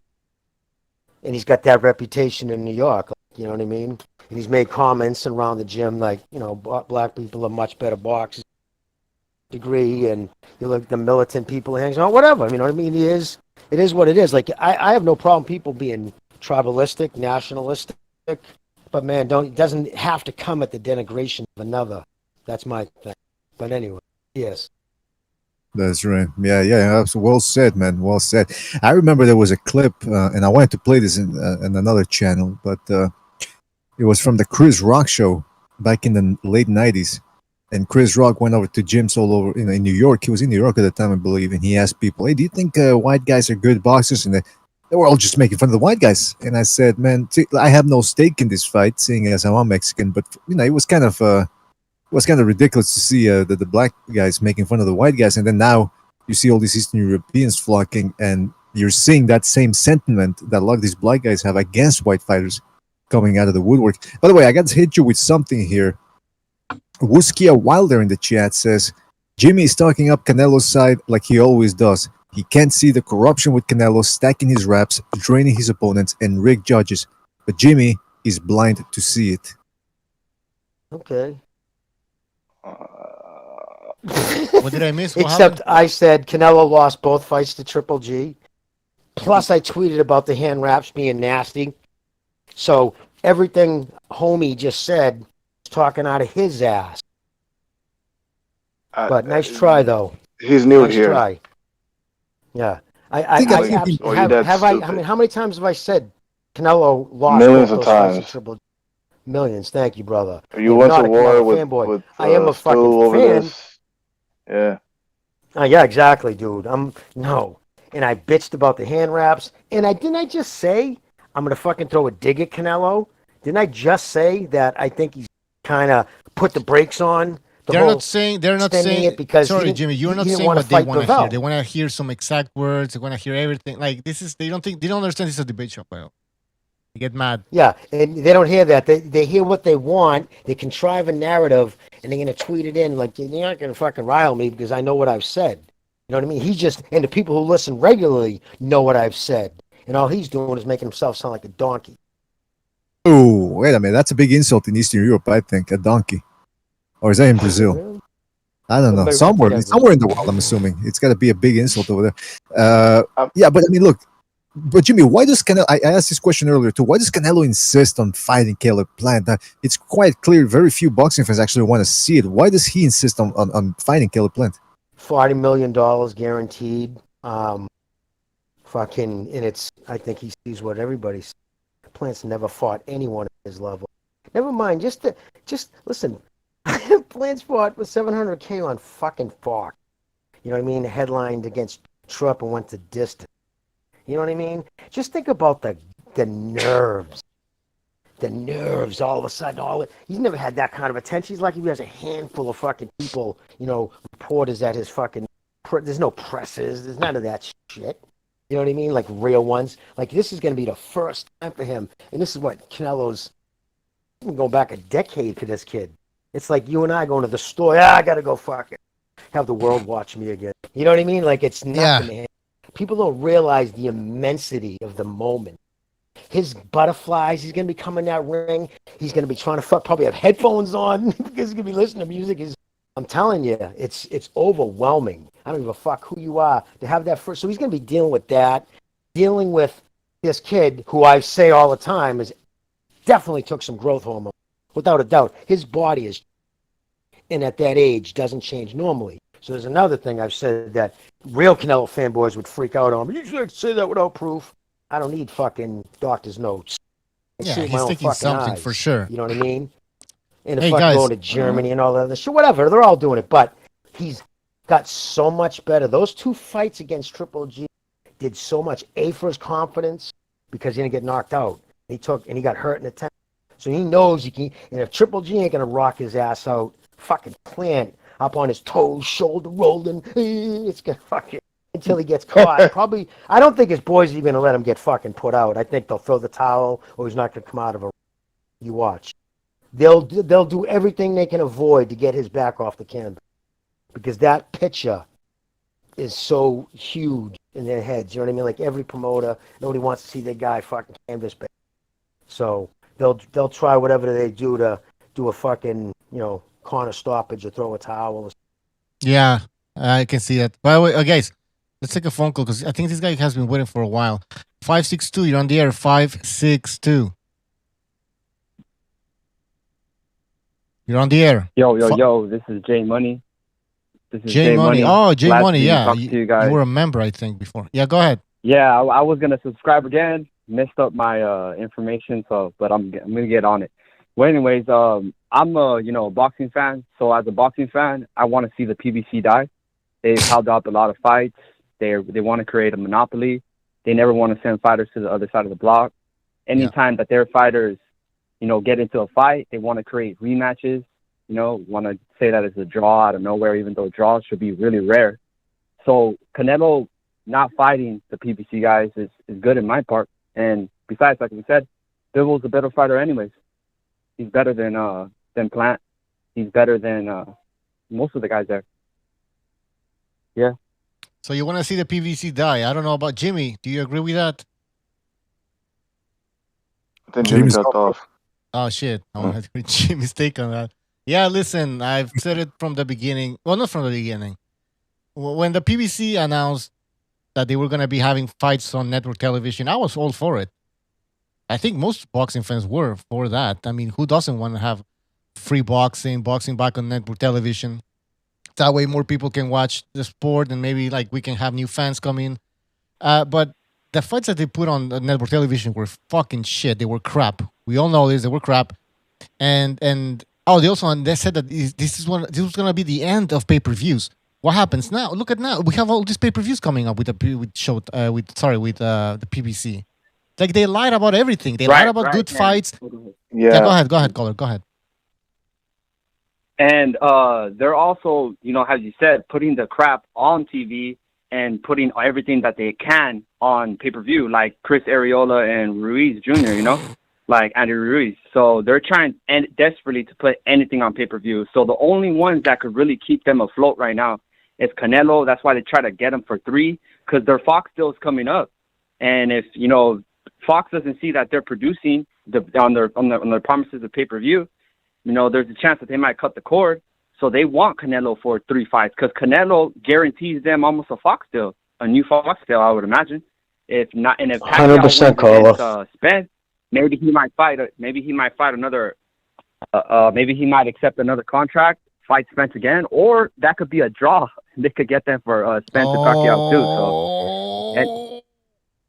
You're fucking right. Any. Well, it got to be Val. I mean, not. It would be Benavidez. They're gonna try to hold Benavidez, grabs a belt, and then what they would do is, obviously try to push that one next, if they could. You know what I mean? If they had fucking Canelo tied in. One of the reasons why too, I think that they don't want to, put Benavidez versus Plant because they had already agreed to that fight a long time ago. Is that kind of eliminates the pay-per-view for them with Canelo because Canelo, they kind of see that those are 2 opponents for Canelo. So why would you sacrifice one when you can have 2 pay-per-views, to offer to the public? They wouldn't want to eliminate one by just putting them together. That's what I see. But that's my call. I always enjoy you guys. I'm looking forward to subscribing as long as I get my information right. But, try to join the Discord, man. Yeah. And Carl, I just wanted to tell you too, brother, that the contract actually ends this September. It was a 3-year deal with the 4th being an option. You know what I mean? So it was like, okay, and they'll have the 4th year an option. But the key thing is they were supposed to put on 12 marquee fights a year. 4. This was part of the deal. Ever since, if you go back since the Wilder Fury fight, that debacle, lost money, you look at what Heyman's put on Fox. That tells you their relationship took a hit, and he knew they weren't resigning. You look at the trash that he's put on there Saturday night. Look at the last 2 things that, remember Errol Spence said, when's Fox going to release their schedule? And then they did. It was guys almost nobody ever even heard of, 2 fights. So you knew that's it. This September, it's over. That's how Heyman's desperate to get fucking Canelo. Because if they get Canelo, that guarantees Fox to sign that 4th year option. Think about it, guys. If he doesn't land fucking Canelo, Fox walks away this September. What do? Then they're just in fucking showtime. Just needed to put that out there. All right, caller. Thanks for calling, man. Call back again next time. Take care. Thank you. Bye-bye. Jimmy, I was going to say, so let's say that Fox gets that Canelo fight. That adds another 4 years. Like they would sign another 4-year contract? That gives them, well, think about it, because the fight's not till November, right? Yeah. Their contract ends this September. Well, it was a 4-year. Well, it was a 3-year with the 4th year option, meaning the door's left open. If it's a good working relationship, you got us for a 4th year. Now, if you just look pragmatically at what PBC and Al Heyman has put on Fox, cards that nobody knows. Remember back in April 21st, I think it was the date, Errol Spence tweeted out, it was after everybody's schedule was going out. Showtime had did theirs, and Spence said, geez, when's Fox? When are they going to put out their schedule? Yeah. A couple of months goes by, and they put out the other day, a couple of weeks ago, they added what these two fights we just saw. Well, Coffee last week, and this fucking, so it's a debacle, dude. So that told you that Heyman has no money, because he's not a promoter. He's an advisor. There's no promotional company, so there's no money to buy TV slots. All these fights on Showtime you see, these are fights that Showtime pays for. Yeah, so basically you're sitting down, you're asking Espinosa, what do you got? Okay, we'll take that fight. We'll take, what's that money on that fight? Okay, we'll do this. Ruiz, Ariola, nah, we're good. We're good. You know what I mean? Like, they want no part of it. So the reason why there's two factors, mainly money. He has to put shit on pay-per-view that he can't see. These guys are expecting a couple of $1 million each, the headliners, or, he doesn't have he's not going to put up his own money. He never has. That's not what he does. He's an advisor. So he has to get someone to buy it, put up the money, or fucking, it's a pay-per-view. And whatever Showtime didn't buy, the rest has to be, and you see what he's giving us for Fox. So it's all ties in. That's how crucial it is to get Canelo. Because if he does sign it, then Fox has to automatically sign in that 4th year in order to have that fight come fucking November. Your prediction for the PBC in the near future? I think they'll sign this Canelo fight. I think they'll get that 4th year deal with the Fox. I think the fights should get better. I think Heyman, at his age, this has been now 15 years in the game. He hasn't done anything he set out to do. I mean, he borrowed almost $1 billion to get rid of pay-per-view. That was his pitch to Waddell Reed, remember? Oh, it's an antiquated system rife with fucking piracy. It's how he was able to, him and his lawyer, Mike Hill, and a guy from NBC sat down, and they talked themselves into that money, got that hedge fund cash, and they invested it, and, well, we all know I don't know when it had happened, they were sued in Kansas City court for lack of fiduciary responsibility and a bunch of other things. So obviously they weren't happy with the direction. And so think about that. And that's the thing that really irks me about the PBC fanboys. I mean, how can you sit there and fanboy for this fucking guy and his, remember the whole, all the guys wearing free boxing for all shirts, and that's all they talk about. At least Heyman's not charging us. Heyman's giving us boxing for free. Where the fuck are these motherfuckers now when everything's on pay-per-view, guys? Where are these dudes? That was bait. From the very beginning, from the jump, I knew something was screwy. Like, you just look at the card, the first card they ever put on television. I think they had Keith Thurman versus, I think, who am I forgetting? No. Guerrero, I think, wasn't he the first one? Yeah, Robert Guerrero, and you had Broner, who went up 2 weight classes to fight, John Molina. When the answer is right in front of you, like, what fight is better if you just switch them around? But that's been my whole problem with them from the very beginning, is their fucking matchmaking fucking sucks.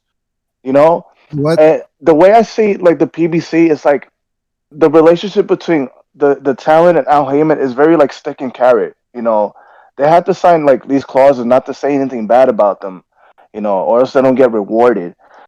Like, I heard the caller said that the PBC should die. I don't think it's fair necessarily, because that just means there's one less outlet for boxing. I think what it needs is a change of management. It needs some management, way better management. It's a bad culture. I think he should die. I think he should fucking die, man. Virtuoso's right about that. I mean, because look, when the PBC started, I was actually excited. I said, okay, they're gonna back on national TV, network TV. It's gonna be interesting to see what happens. On paper, the first card was about Keith. Obviously, in retrospect, Guerrero, he went through the grinder, but they put him to the grinder actually and spit him out. But at that point, he still had a little something left. So Keith Thurman Guerrero on network TV, and Bronner Molina, but he just got off to a bad start. The Molina Bronner fight was extremely boring, and the Keith Thurman Guerrero fight, it was, it turned interesting in the last couple of rounds when Guerrero picked it up. But ever since then, the problem with the PBC was this: all the fighters, forget about the politics and the who you're rooting for, which promoter you like better, Heron, Aram, blah blah blah. The problem with the PBC was that they had their own little thing going. They could decide the matchmaking. They could make it happen. They could change boxing if they really wanted to. And instead, it was business as usual, if not worse, with all the fights. I mean, think about it. Why do we have to wait for Keith Thurman Porter till 2016, and then why does Danny Garcia, why does Keith Thurman fight Guerrero, and then why does Guerrero fight Danny Garcia? Then why does Danny Garcia fight Paulie Malignaggi? See, all these fights were waste of time. They could have really gone. He was Mexican, dude. Honestly, wanted the Mexican crowd. That's the reason why I did Guerrero so much. Fights. Yeah, it wasn't necessarily the best fighting the best, you know. Oh no! It took him 2 years to match his first top welterweight fight. It took 2 years, and he's had the welterweights on lockdown since that shit kicked off in May of 2015. It took him 2 years, and since then he's only done it a few times. And you know what? These fanboys, they don't even remember how this shit started. Like, this was an annexation of Golden Boy. These were Golden Boy fighters. Exactly. Yeah, that's absolutely true. Yeah, they poached. Yeah, and if they did break up, they would just get bought out by their contracts would go to other guys. Actually, would be. It's honestly Heyman. He needs to retire. I wish he would have sold it to Dana White. I wish he wasn't asking ridiculous money. Because remember that first fight, too, guys? Remember the stage? He put so much money into the stage. He paid that dude like $500,000 to write the fucking theme, the music to it, and they didn't even use it anymore. Like he had obviously put. No, listen, they were all he had doctored up ones. He already had them made like PBC belts. They were gonna have. He was getting rid of the sanctioning bodies. His plan was to fucking submarine Oscar. You take him out at the legs. If Canelo would have went with them, Golden Boy was done. They would have folded up the tent. Then it would have just been. Then all he had to do is buy up all the time slots. He fucked up HBO, his tenure there. HBO never recovered from that, and anybody who works there will tell you that. Anybody around HBO will tell you that.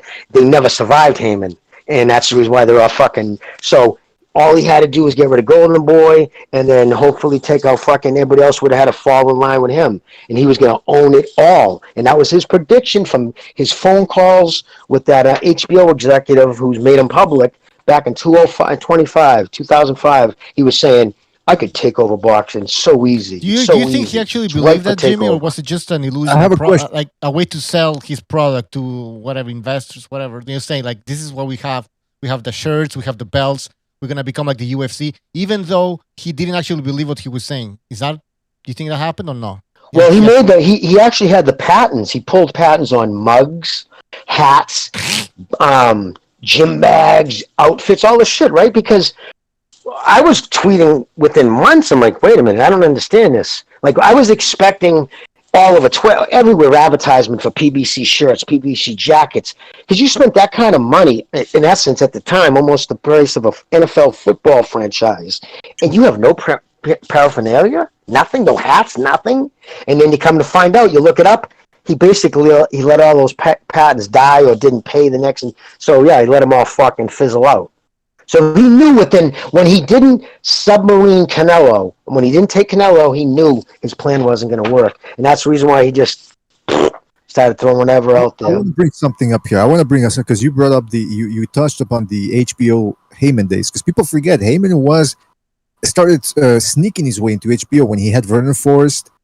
Remember that? Vernon Forrest, in 2002, he had Heyman as his manager, the Dan Jermaine Taylor. And then let's not forget those mid-2000, late 2000 years where Andrew Berto was put in there, Keith Thurman, Paul Williams, and they would fight guys. And I remember watching some of these fights, scratching my head. Like, for example, Andrew Berto versus Urango. Okay, he's like, well, why is that fight? That was Andrew Berto against some Mexican dude whose name I forgot, who was a nobody, really. And they would put that on HBO. I'm thinking, what happened to the days of HBO? And of course, Steve Kim would later on write about, or I think he wrote about at the time. People were calling it the Heyman Boxing Organization at some point. Yep. HBO, Heyman was so good. But so, Jimmy, what happened exactly? How did Heyman cajole all these guys into? Well, wasn't HBO called Hating Blacks Only? Yeah, that's what they would say too. But no, what happened was Heyman controlling in every facet of their career these fighters. He had so much power, right? These are all fighters who fight on HBO, and he's their guy, and he wormed his way into a position there of power and control things and the flow of shit and people in the business. Steve Kim has wrote about it. HBO never survived it. He turned executives, the numbers crashed under him. Everything about his tenure at HBO was terrible, and again, it didn't survive. Jim Lampley, if you get him off microphone, will tell you right to your face, Heyman killed HBO. They all say it. Listen, there's no fucking. I've been calling this guy a fucking virus to the sport before he launched the PBC because I saw what he did at HBO, and then when he launched it, and we saw. I mean, I kind of was like, oh, maybe who knows? Maybe he'll put some right people in place. But nope, he just hired all these patsy fucking shill promoters who all after they stop doing business with them a couple of years when their contract runs out and they can talk, all say we had nothing. All we could do was just we basically went and rented the hall, filled out all the paperwork, and put our name to it. He had to say on everything. And Jimmy, would it be fair to say that he's also killing Showtime boxing, or is that too much of a stretch? Well, the fact Showtime went on and signed that contract with fucking Bellator should tell you that. They only have so much money allocated to combat sports. Right. We are fight fans. Most of the country isn't. So it's a big deal for them, for fucking Espinoza to go sit there in front of these people. All right, I'm going to send another 50 million, 100 million. They look at him and say, Steve, the numbers are shite. They've been shite. You know what I mean? Now good nights on Showtime is $1 million too. Back in the day, it used to be 3-4 million. So yeah, no, they know that. So yes, so he lost a lot of that money he had allocated for what he could have got for boxing's now into a full-time partnership. I mean, look at the commercials they run. The Bellator commercials with Showtime. I mean, they are like partners in it. That's something Heyman would never have allowed. He wanted full control. So because he was still shopping his shit around to other networks. He had to come to Espinoza hat in hand after his fucking deal failed to materialize. Jimmy, is PBA? Showtime hoping for that Fox deal to they're hoping that there's no extension with Fox? Is that what Showtime? I don't think they care either way, dude. I think they don't care. I think they got their money allocated when they released. I think Espinoza, like him or not, I'm glad he's there because he's the reason why boxing's there. He's a fight fan. Think about it if Espinoza leaves and another Peter Nelson steps into that gig, some fucking, penny counting, digital MIT head who just thinks pragmatically in numbers. They'll ghost boxing so fast your head will spin. So I'm kind of glad Espinoza's there. Jimmy, I think. So I don't think they care. I think they get their money allocated. Anyways, brother, sorry, Virtuals. What's that? Yeah, no, I just wanted to say that also. I think not only Heyman ruining boxing, HBO boxing, but also Ross Greenberg, who produced 24/7. He also left HBO, and around 2011, then the production quality just went down. Yeah. So there's also behind the scenes people, that kept boxing alive on that platform. And then when you have new people, new management, like saying that, oh, we're not in the boxing business, we're in the storytelling business. That goes to show that they don't give a fuck about the sport.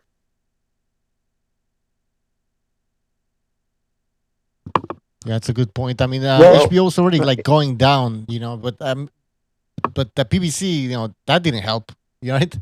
I mean, is there any mistaking what Jim Lampley, what little he said about Al Heyman? Right. Was it flattering? Never. He didn't. Never. And he knew him on a first name basis from HBO. So yeah, he didn't like Al. He didn't like how Al handled his business. Yeah. Guys, I just want to thank Luke Peterson for his contribution. He says, "Is anyone discussing that robbery from yesterday?" Now I didn't get to catch the fight. What was the robbery? I heard something about it. Cuban judge, female judge, I guess. There you have it. I didn't see the fight either. I didn't watch it either. I only caught bits of it because I was listening to Thunderdome at the same time. Well, while I was watching the fight on another screen, but then anyway, long story short, I wasn't watching all of it. But yeah, indeed, some Fox, I forget the guy's name, tall, lanky fella at 154, I believe. Michael Fox was his name. Ended up losing a robbery. And it's interesting because, like I was talking about earlier about that we had that robbery last night, and then on the same card, Colasso quitting. It just seemed like we had a little bit of everything that's wrong with boxing happen on one night. So yeah, that robbery. And the worst thing about it is, we gotta if I would have done some research before, I would have dug up the names of the judges. Maybe Bucho, maybe you can do that later. But we gotta keep mentioning. Yeah, her name is Rizzo or Rizzy or something. She's Cuban. She's a female Cuban judge. And I didn't watch the fight. I only know this because Heyman DM'd me. Ego Heymanites. He DM'd me saying, and he showed me a bunch of the writer from Boxing Scene, Corey Edmund or whatever. He's a tribe member, but he's It's so funny. You know what they're actually going after her about? You ought to see people are all digging up. He actually tweeted out, "And she voted for Donald Trump, and has an account on Parler." Like, are you serious? You're going after her for a political? It just kind of rubbed me the wrong way. It's like, dude, him her for what she did. Did Here's a Heyman tidbit attend that I heard Obama's about party? her, that she's actually married to one of the executives of the WBA. That to me is critical. It's a conflict of interest right there, man. And on top of that, she called monkey face. She also called Michelle Obama monkey face. She said, "You can take your monkey face out of here." So not only is she corrupt, she's a racist piece of shit. Okay, whatever. But it's like they need to clean house, man, with this thing, man. Michael Woods is another writer. He's over at Ring TV, and he politicizes boxing too. The other day he was talking about statistics, COVID statistics. I'm thinking, what the fuck are you doing, man? This is boxing. Anyway, he might argue that, well, it's because I'm talking about the audience. Mike Woods is super woke, wicked. And I see some of the posts. Yeah, the pictures. I'll send them to you that he posted. I've got it on good authority that because I used to buy every Ring magazine issue until 2011 when they got rid of the editorial staff. And that's when they put Michael Woods in there as editor-in-chief, I believe. Or I don't know if that was his position or if that's still his position. But no, it's not anymore. He's just New York fights. Okay, well, when he took over or somebody took over, somebody else, the issues all of a sudden started coming in. They started to be published later. There were mistakes. I can count on one hand the amount of mistakes I saw in Ring magazine issues between 2000 and 2011. And yet, as soon as these people take over, we got grammar mistakes. Yeah, it was Woodsy. He took over then. Yep. He actually had a picture of him with a sign. Just tell you what his politics are. Well, they're fucking burning down fucking neighborhoods and fucking all that trash rioting. He's out there with a sign saying, "Stop killing black people." Stop killing black people. Listen, him and what's the other? There's that other reporter who's actually quite good. The lawyer. He's the one that does those. He does those investigative pieces. What's his name again, man? He's a fuck. Yeah, I'll find out. He's got a Hauser, Thomas Hauser. Yes, Thomas Hauser. One of the best. But he kind of irked me the wrong way when he started talking about the McGregor Mayweather publicity tour, and he goes, "Well, it's two guys that one who's been violent towards women, and then the other who." Oh, I forget the comments that he'd made about. Oh yeah, because he'd made comments towards Jose Aldo during their UFC build-up that, "Oh, I can smell your pussy," and blah blah blah. He's like, "That's homophobic," and blah blah. I was like, could you please? Who are you trying to appeal to with that type of rant? Just stick to boxing. Every fucking time. These guys are because the publications they write for too.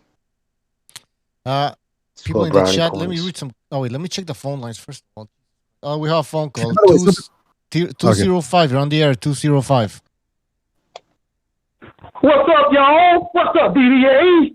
What's up? Who is this again? I forgot your name. Charles, man. What's up, y'all? Y'all ain't forgot me, ain't you? Oh yeah, of course we did. Go ahead, caller. Go ahead. Like I said, man, let me tell you something. I'm gonna just say this for BDA Boxing. It's the best boxing program on YouTube today. You know why? Because it takes a calmer approach to what boxing is. If they see you get your ass whooped, they tell us the truth. Hey, this guy got his ass whooped. We know it, we saw it, and the guy that got his ass whooped know it too. Let me explain something to you, man. Earl Spence is going to be one of the greatest welterweights of all time until he fight Crawford. And that's where we're going to find out who's the best welterweight in the world. Now, I said this about Manny Pacquiao. Manny Pacquiao, his record speaks for itself. He's one of the greatest of all times. He should be in the top 10 or at least top 20. But Manny Pacquiao going to have to pass the torch. He will pass the torch because Spence will make him pass the torch. Let me say this about Deontay Wilder. Deontay Wilder, you thought my boy was hiding from you? He's not hiding from you. He's just giving you more time to go to sleep. And he will put you to sleep, Deontay. And you keep saying bomb squad, but it's kind of hard to say that when you knocked out. And let me explain something to y'all. In closing, let's not be dismissive. We know who the greatest fighters. We know who the best right now. Tank is got middleweight to welterweight, junior welterweight power. Why is he being nice to the rest of the division? Forget that. Tank needs to go up to welterweight junior welterweight, or he's a middleweight because he carry that power. Stop being nice, Tank. In closing, let me explain something to y'all, man. You never know what you'll run into in life. So me and my friends, in closing, I'm going to tell you a little story. Me and my friends decided to go to a gypsy carnival. I didn't want to go because I know the history of gypsies. They don't play. Yeah, that put a spell on you and a potion on you, and your ass will be unconscious for the next 20 years. Let me explain something to you. I said, man, I don't want to go to no gypsy carnival. I kind of want to fool them people. Them people ain't nothing to play with. Man, get on out the house. So what I did was, I said, come on, pick me up. We went 6 miles out of town, and just what we thought we saw was a gypsy carnival. Went in there, they had a snake man in there. They had a man with a stomach too big for himself. Then they had a boxing ring. And they said, fight a midget for $100. I thought it was a funny thing. I didn't think it was real.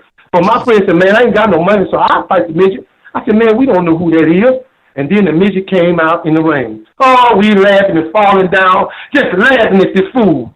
Because we didn't think the midget could fight. Then my friend got in there, and the bell rang. Ding, ding. And my friend was handling that midget. He was jabbing his ass until the middle round of the first round, and the midget started jabbing in his kneecap.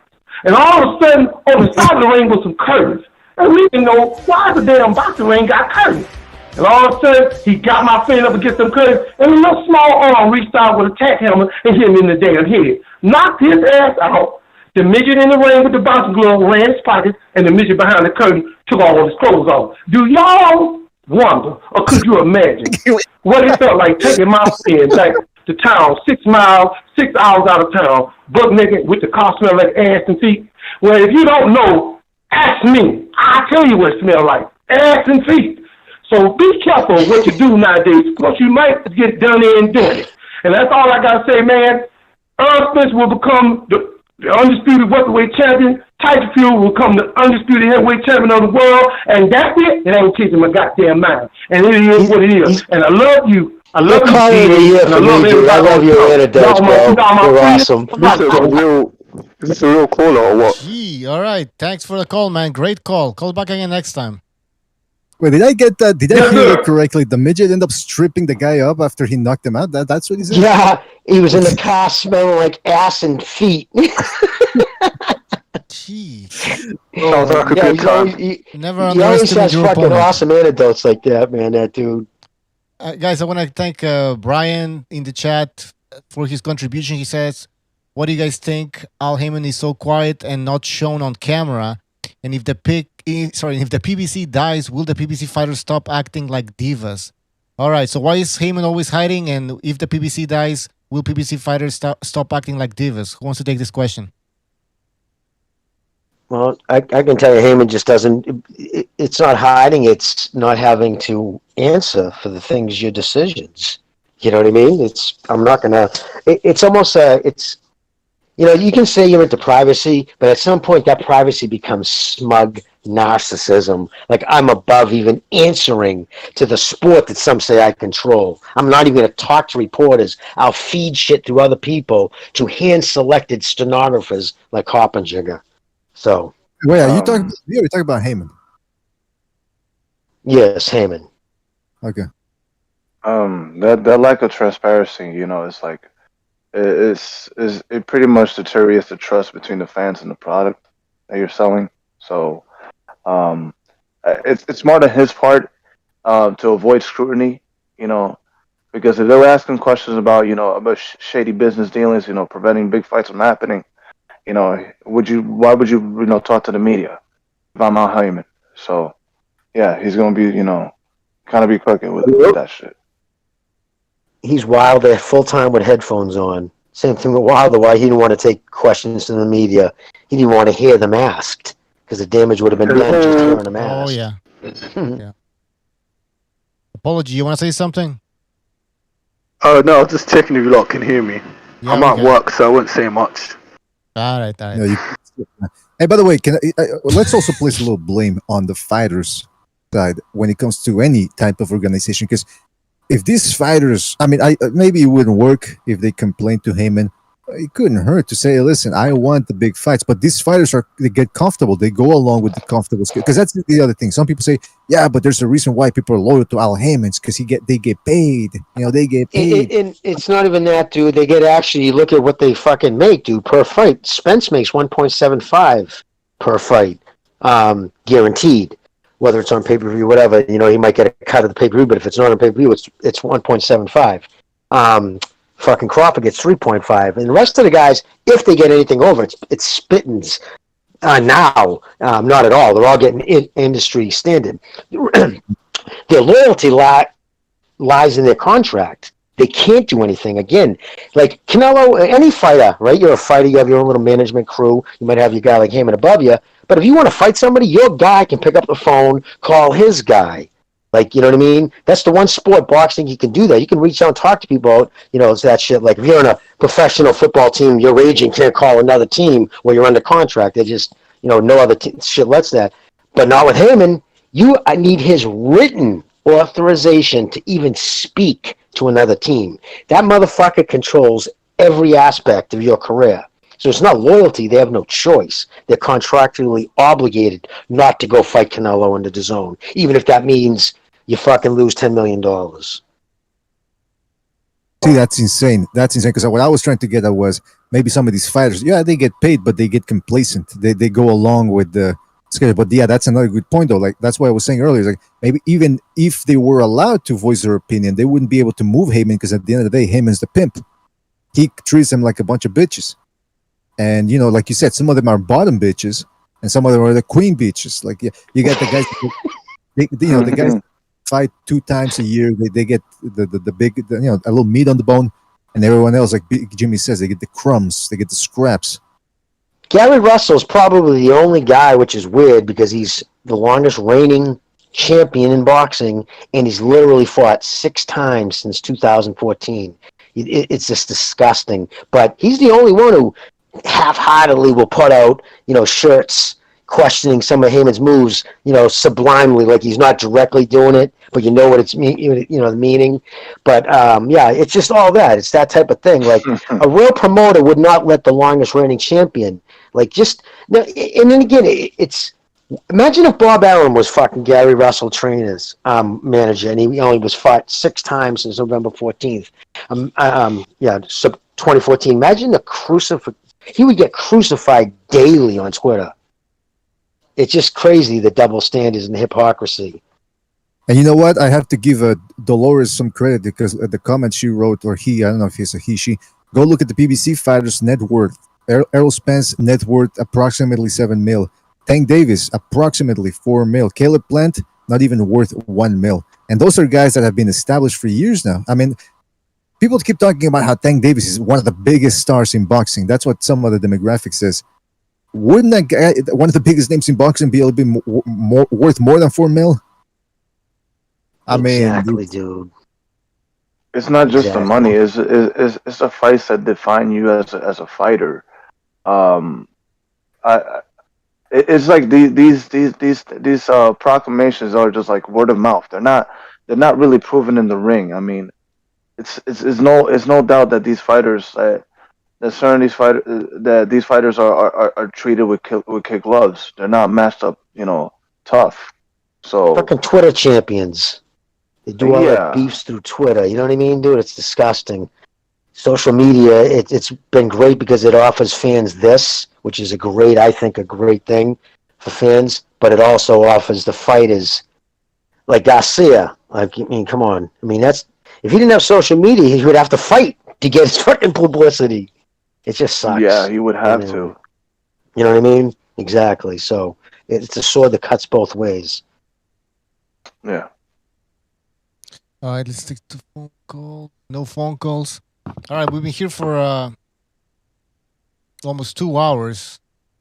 Maybe we should end the show. Oh, somebody's calling. Yeah, who's calling? What the hell? What was that? That was weird. That was Gonzalo. Yeah, but and again, my thing, like people say, dude, you're just a Heyman hater, and I don't even deny it, dude. Have I ever denied it? I've said that before. You know what I mean? I've been that way since the HBO days.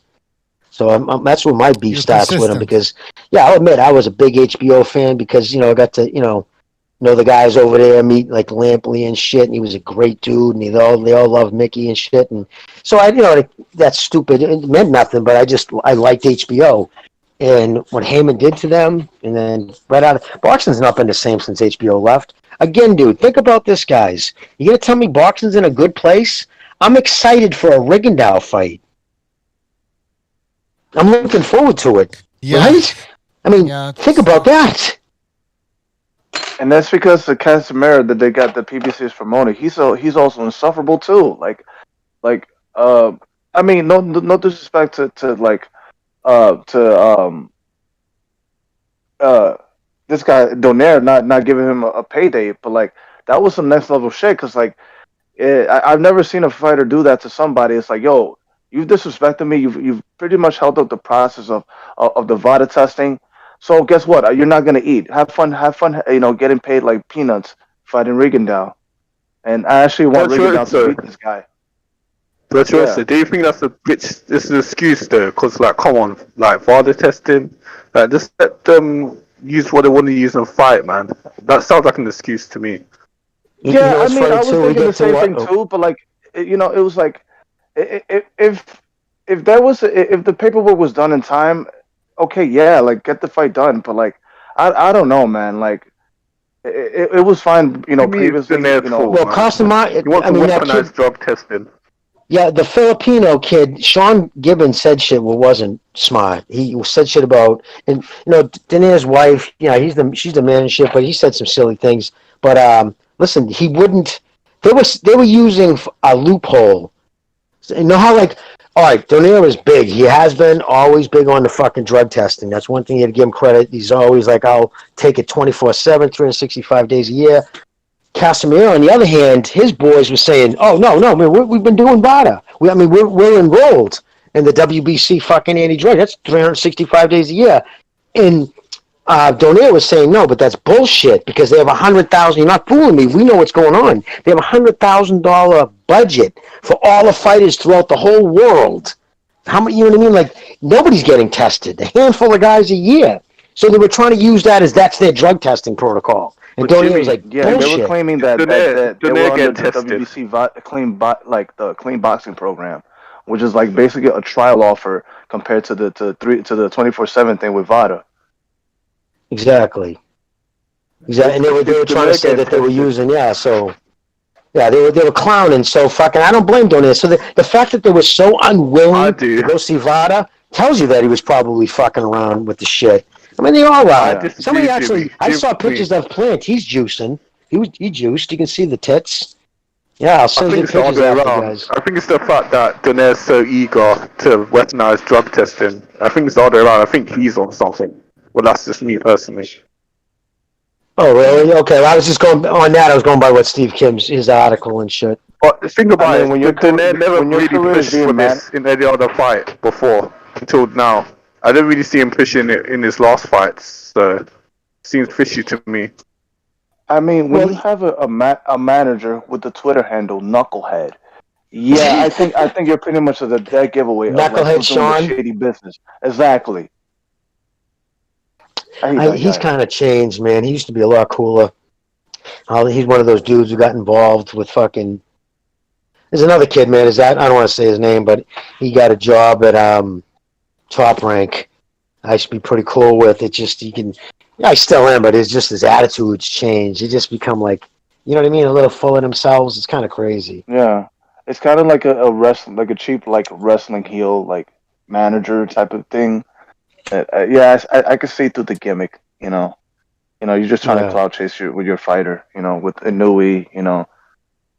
Yeah. And then like you fucking and again. There's no denying. Let's get back to the PBC. Like the American fighters, it's okay. Listen, it's because the PBC has mostly black fighters, so it ends up with a lot of the blacks saying, "Well, you guys are always going after PBC, so therefore it's going after black fighters." Not black. It's American fighters. It's that mentality, that American mentality is so. I mean, just look at the Europeans. I mean, Lomachenko just lost to fucking Teofimo Lopez. He comes back and fucking does in the dude that he went. Everybody was like, "Wow, that's a big, strong dude to come back off a loss." And now he's going after Comey, who's not a slouch. you can crack the Ghanaian. Obviously, I think Loma will win, but I mean, it's always fucking the level of people he fights, and to have fucking dudes like Davis, and Davis, I think, is a powerful, good, quick fibers. You know what I mean? He's a fighter at heart. I like the kid. He's just been mismanaged to the point where if he retired, his legacy would last as long as a fought and a win. I mean, that kid will be forgotten because of the way he's been fucking. It's that handled. they You know what I take mean? away their hunger. They take away Exactly, their hunger dude. to get these legacy fights, and it's like, And there's nothing. There's no legacy there. You build your net worth off a legacy, man. It's like, tell that to, like, Floyd may have, I call Win of Floyd saying that, but bro, like, win, lose or draw, Hagler walked away with 19 million after fighting, Sugar Ray Leonard. I don't want to hear it. And think about that fight, Sugar Ray Leonard. Think about Sugar Ray Leonard, right? Do you think he needed to fight? I mean, he was making so much bank from ABC Sports. He had all kinds of money being thrown at him back in the 80s. Why would he have come out of retirement to fight Hagler? I think he lost, myself personally. But why would he do that? Because he wanted to see if he could beat him. That's what fighters do. All those guys fought each other because they wanted to beat him. They wanted to be the best. These guys don't have that fucking hunger, man. They're not built that way. That's the difference between a fighter, which I think, like, honestly, I think when I shit on Davis, it's the way he's being handled, and it's Mayweather and how they've handled him. I think if he was a top rank, I think he's the kind of kid, if they could control his weight, keep him at 135, there's nobody he'd duck because he's a fighter. But bang, you got what you got. And they're not fighting anybody. They don't fight. Listen, Benavidez, like you said, why didn't they ever make that fight? Because they're all holding off a Canelo sweepstakes. You know what I mean? Like, establish something. They don't have anything established, dude. You guys are crying for Canelo. Oh, why will Canelo fight me? I'm like, why don't you guys just fight each other and build each other up?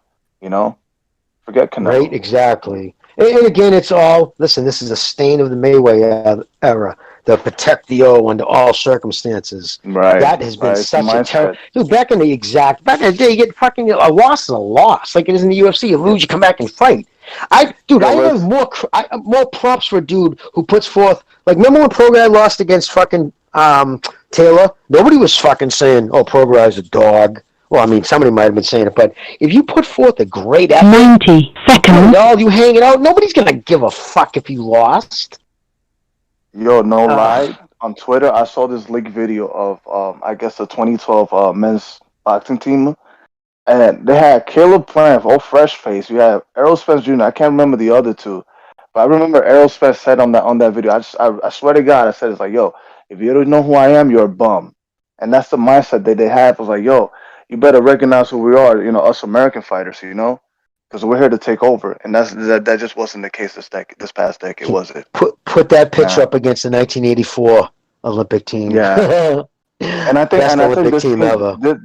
This team, I think they did better than the last two cycles, in my opinion.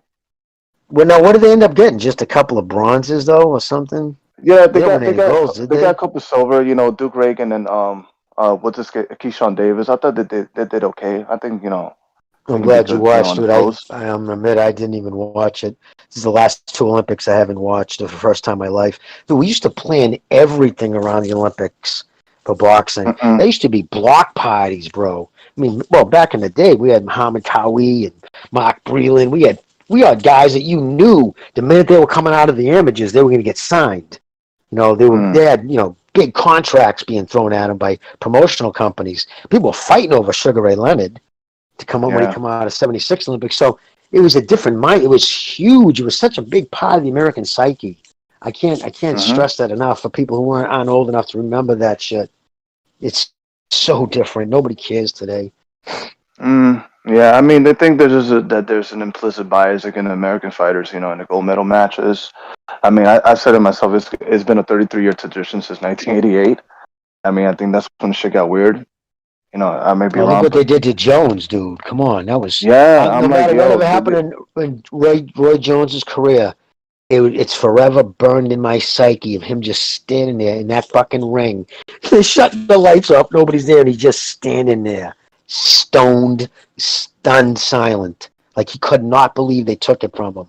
Imagine doing all that work, winning the gold handily, and then they fucking raised the Korean kid's hand, and one judge is saying, well, I wanted to give it to the Korean because I thought the other two were going to give it to Jones. So the minute you had two guys say that, that's all it took. That's what the excuse with the judges were. Well, I didn't want the Koreans not to get any love. It's like there's still time to just reverse that decision and just give them the medals. We don't know who won.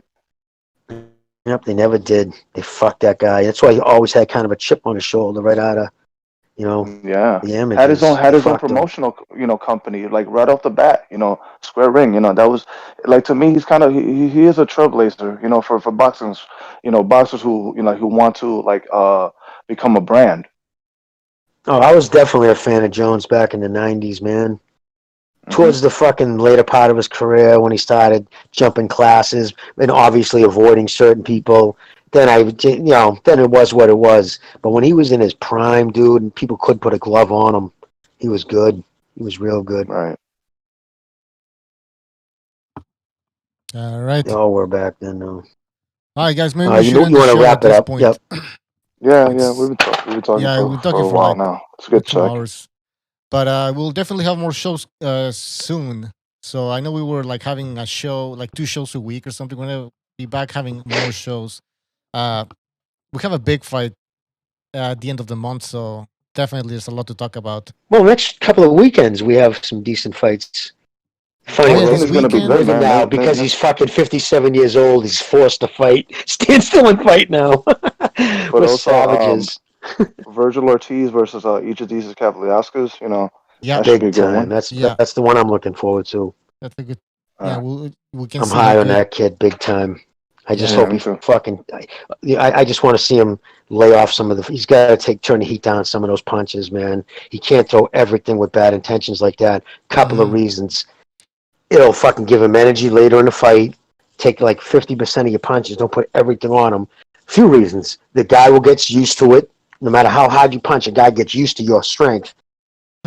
Secondly, and importantly, later in his career, his hands will thank him because he's got kind of that build, right? He doesn't have wide joints. He's like the type of dude who'll end up with hand injuries when you throw bombs with every punch. And Eventually also, gonna end Jimmy, up some hand if he injuries, so. eventually moves up in weight, which is very possible, right, because of his body frame, fighting that way, let's say at 154, even 160, if he even makes it there, that wouldn't be a good idea. No, not because of his joints. He's kind of thin jointed. I saw his hands in an interview. I looked at his knuckles. He definitely has thinner hands. He could break his fucking hands up. Plus, it's just a good idea. It'll save those because I've noticed it'll carry his power later into the rounds, and it's just good that way. He can throw change-ups. Get him fucking used to a certain heat, and then fucking catch paint the corner with the split finger fastball. Bang. Yeah.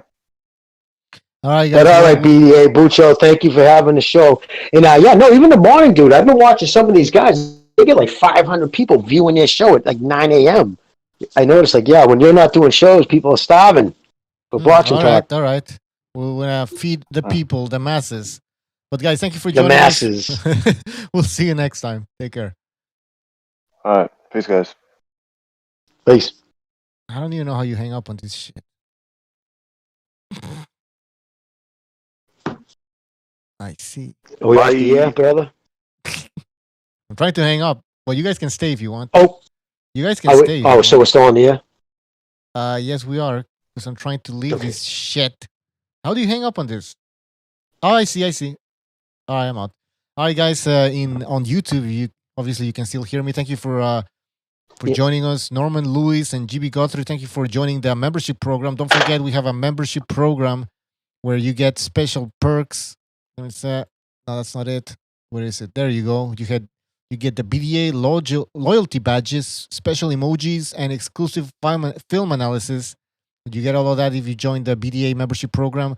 All you have to do is click on the join button that's next to the subscription button, and then I think it's $4 a month, and you're a BDA loyal member. But I want to thank everybody who joined us, and we'll see you next time. More shows, people. More shows are coming. Don't worry. And we'll find Stu. He said he was going to take a break, but I think it's time he comes back. Guys, we'll see you next time. Take care. Yo, Bucho, can I ask you a question real quick? What the hell? Oh, You can shit, still you hear off me. the air? I thought I hung up. I'm disappointed in everyone. Wait, hold on, Jimmy. I kiss you on the mouth. No, I'm not cool with that. Oh, Bucho hung up? I'm sorry. No, I'm still here. One more time. I'm disappointed in everyone.